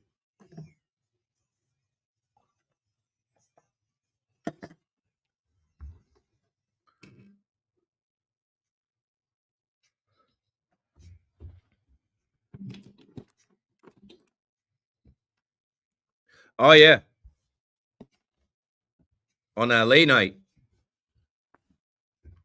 LL, the beat always skips right there. That's not how the beat sounds. Like, you could probably download the instrumental. LL Cool J lounging. But for some reason in our system, I've noticed this for years at WFAN. When that rejoin beat plays, it always skips right there. I'm like, why does it do that? Shouldn't be skipping. The app skips too. I don't know why the app skips. When I hear skips in digital audio, it brings me back to having a scratched up CD. There are kids in my live chat right now talking about scratched up CD. What do you mean?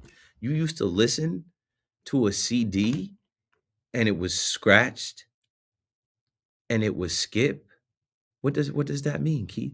888-808-1019. We were talking a little NBA. We will go back to talking about the Make It Happen Mets. I thought they were about to make it happen in extra innings.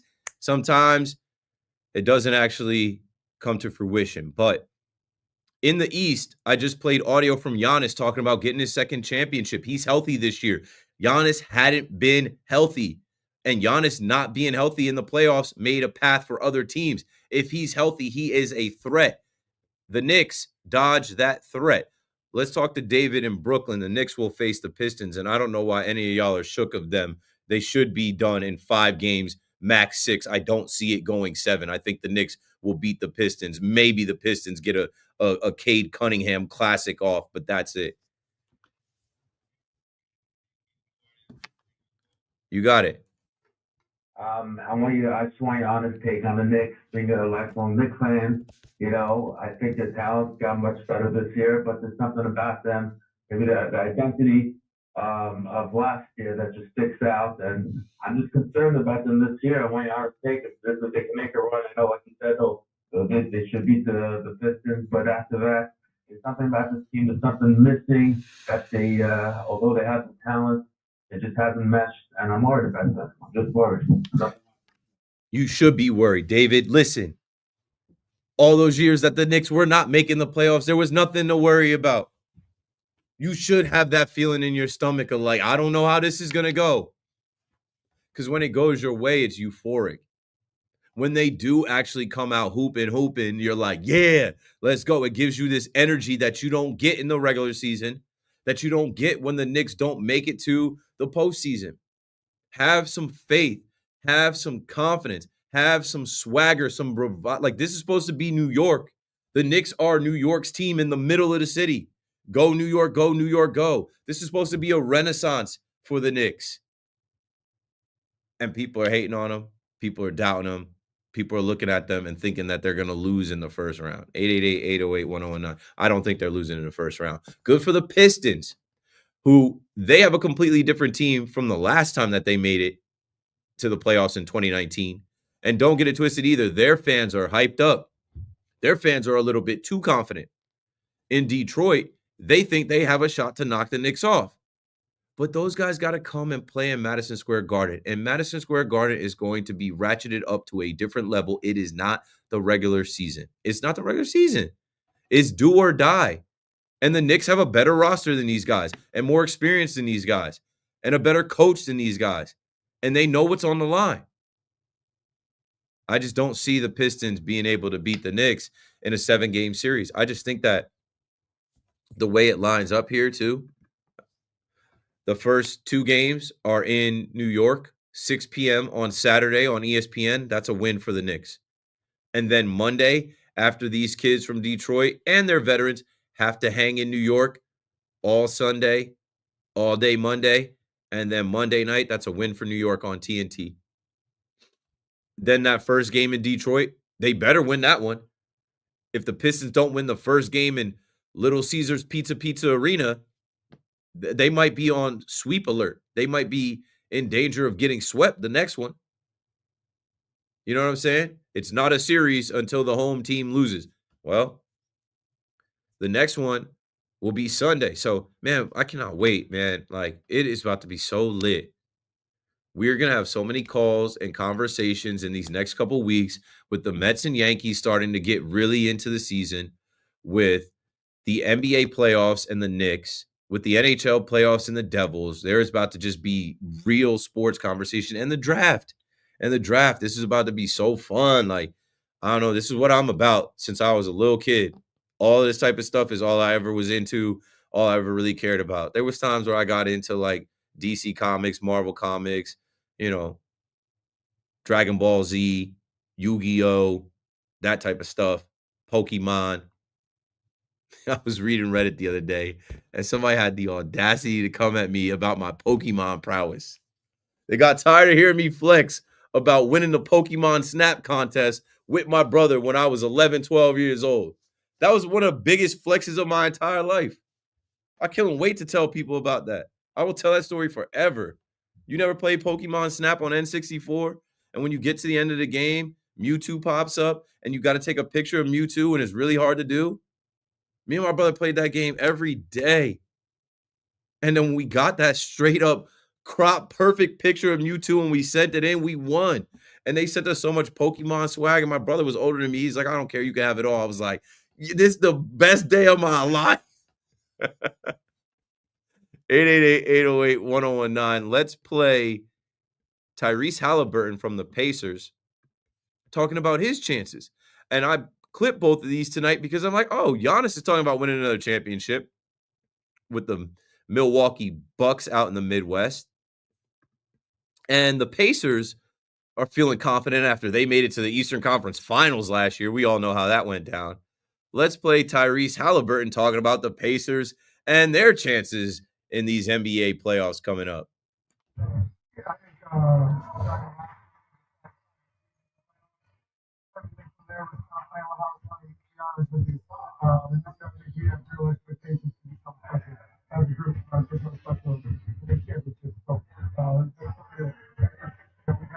Over the years, that doesn't change, you know, but understand that one game, one day at a time. Excited as much about thinking about, you know, how fast it's going to go, about what's the story coming this practically, preparation almost, and all right, we can cut it. My apologies. When I listened to the audio earlier, it did not sound like that. That audio sounded terrible with the basketballs in the background and the dribbling.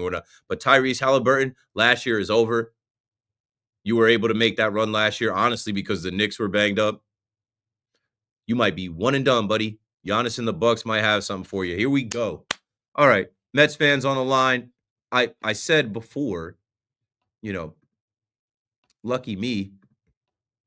I've done so much trolling and so much, Yankee propaganda that Mets fans don't call my show to talk about issues with Brandon Nimmo or Juan Soto or, Griffin Canning missing a start and having to go Huascar Brazaban and Jose Buto and a bullpen game and Jeff McNeil coming back to play center field because Tyrone Taylor sucks and Jose Siri's leg is broken. So you got to figure out something there. And when Alvarez comes back, is he going to split time with Luis Torrens? I think so. And, Acuna is a young athletic player. Yeah, he's going to make some mistakes here and there, but he should be playing much more than a Brett Beatty. But I understand now, Brett Beatty, Mark Vientos, all the Mets fans aren't calling to talk to me, and I love that for me, but there are some Mets fans out there that do listen to my show and want to talk to me. So let's go to Josh and Passaic on the Fan. What's up? Welcome back, Josh.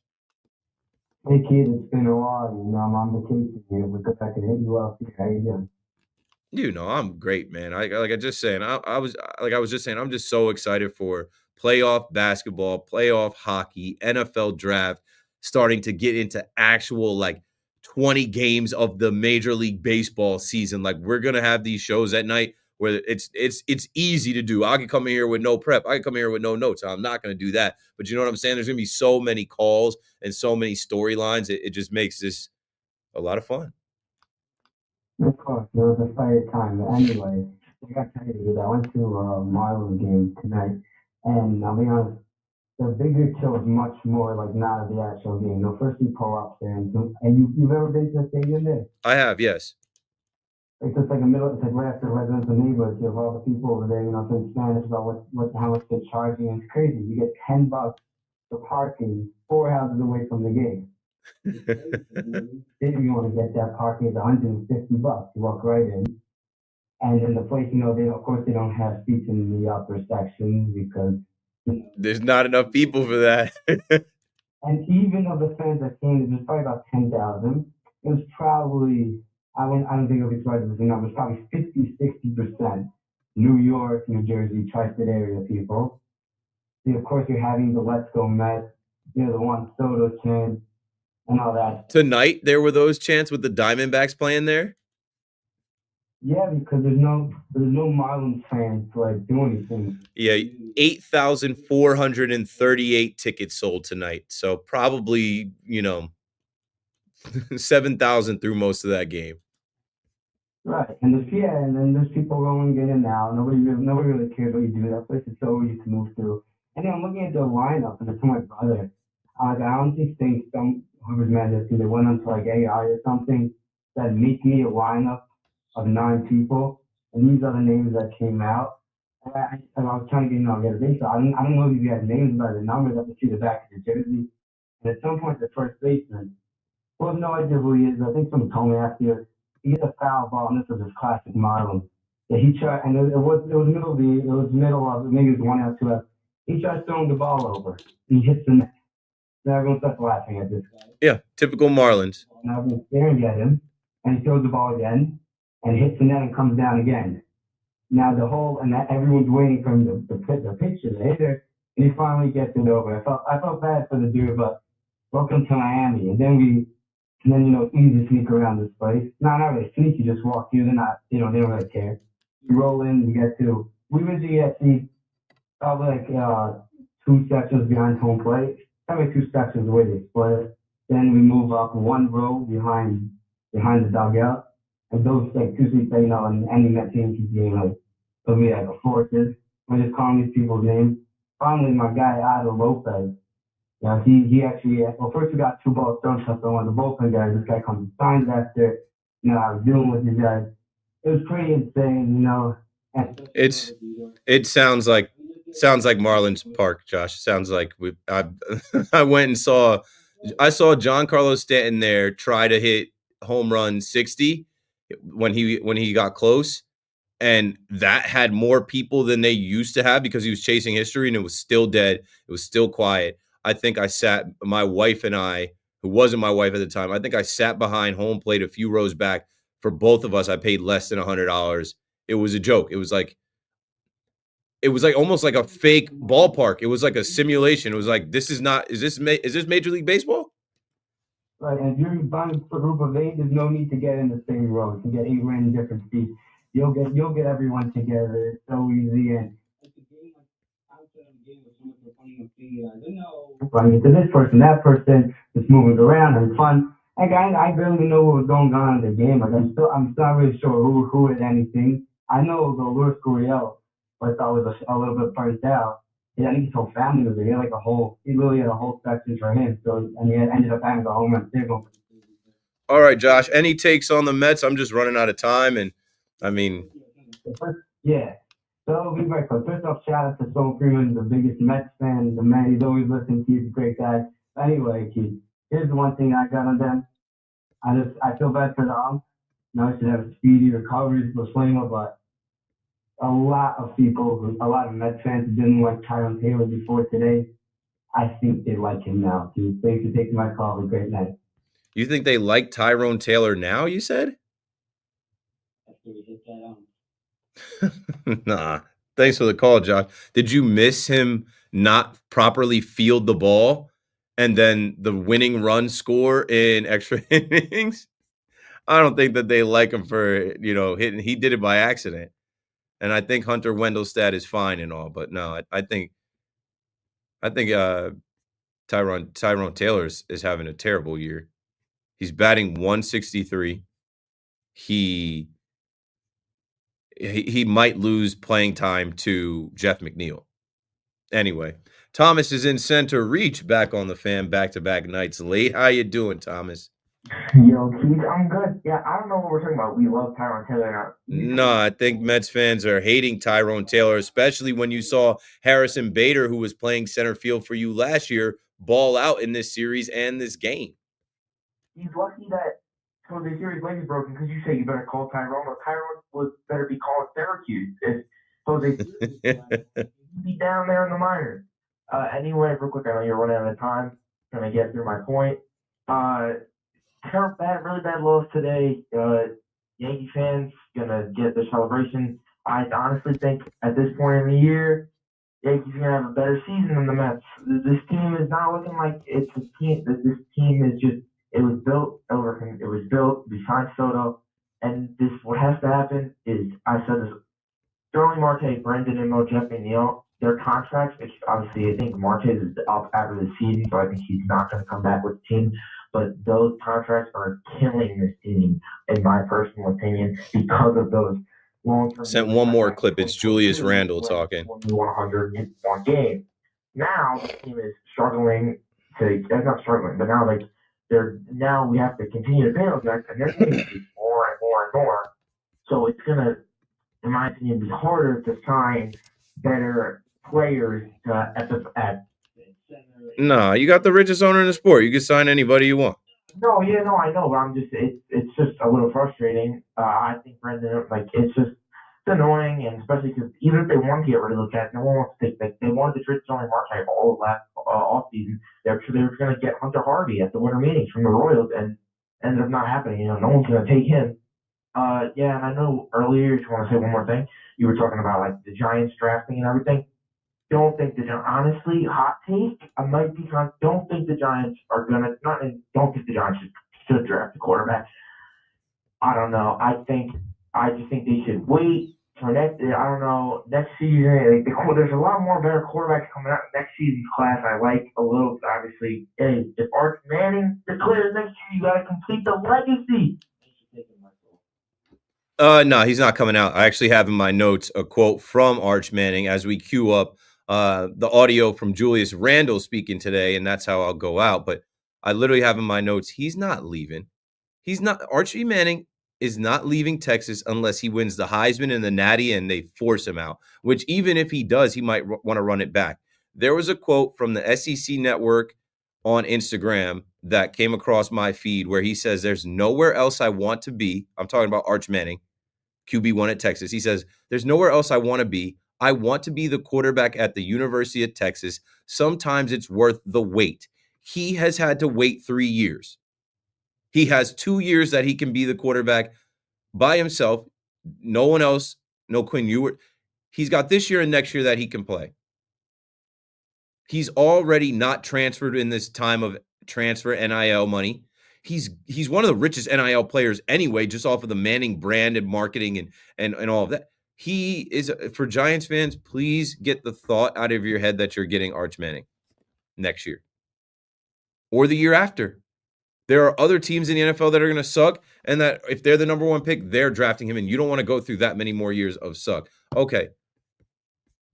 Last but not least, from my NBA clips and audio of confident players as we go into the playoffs, you got to hear former New York Knick Julius Randle. If you didn't hear it, this came out on the 15th. Maybe you heard it. Fleegs, let's play Julius Randle, who missed last year's playoffs with the Knicks, talking about the opportunity that he has this postseason with the Minnesota Timberwolves.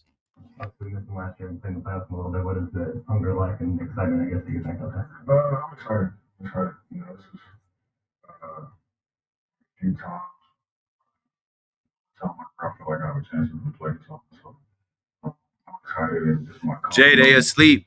Coach, coaching staff. Jay, appreciate you, bro. Everybody is special. Shots fired. Just a little bit of shots fired from Julius Randle. Remember We Here? Remember that playoff year, We Here? And then the Atlanta Hawks happened, and then he got beat by the Heat that year, and then he wasn't here for the Pacers run. And hey, I knew something was up with Julius when he was talking about, yo, what is this? Mikal Bridges 25 jersey is up and my jersey's not up? Forgot what I did for you? So Julius Randle never felt like he had a chance to win anything with the Knicks. And I think if he was on this Knicks team right now, he'd probably feel that way. But hope springs eternal as we embark on another NBA playoffs. And I honestly think it's going to be more of the same. The usual suspects. Do not be surprised when Steph Curry and the Warriors beat the Rockets.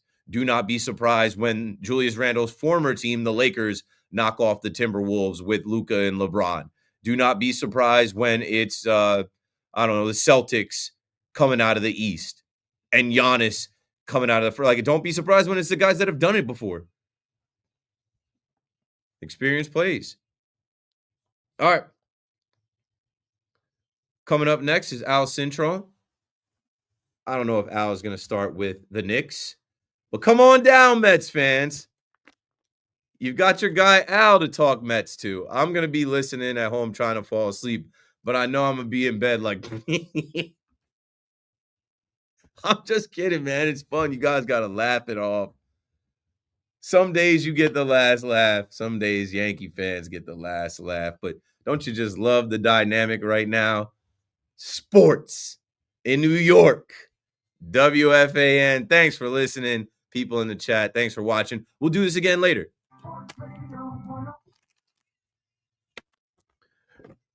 This is the first time I ever entered a YouTube live chat. Salute to K-Mac. Spoke to K-Mac for the first time tonight. Epic Yankee energy. Appreciate you, fam. Is BXB still active? If not, then that was a great suggestion to do your Yanks podcast. I mean, the podcast still is out there, but we don't record new episodes. There's no point. Sweeney is great. Love Sweeney. C-Mac is great. Respect C-Mac and Sweeney. It's a topic for off air, you know.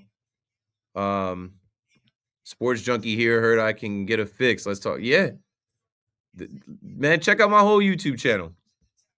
Mike, you the man. Appreciate you. We will do this, like I said, again tomorrow night. Good night.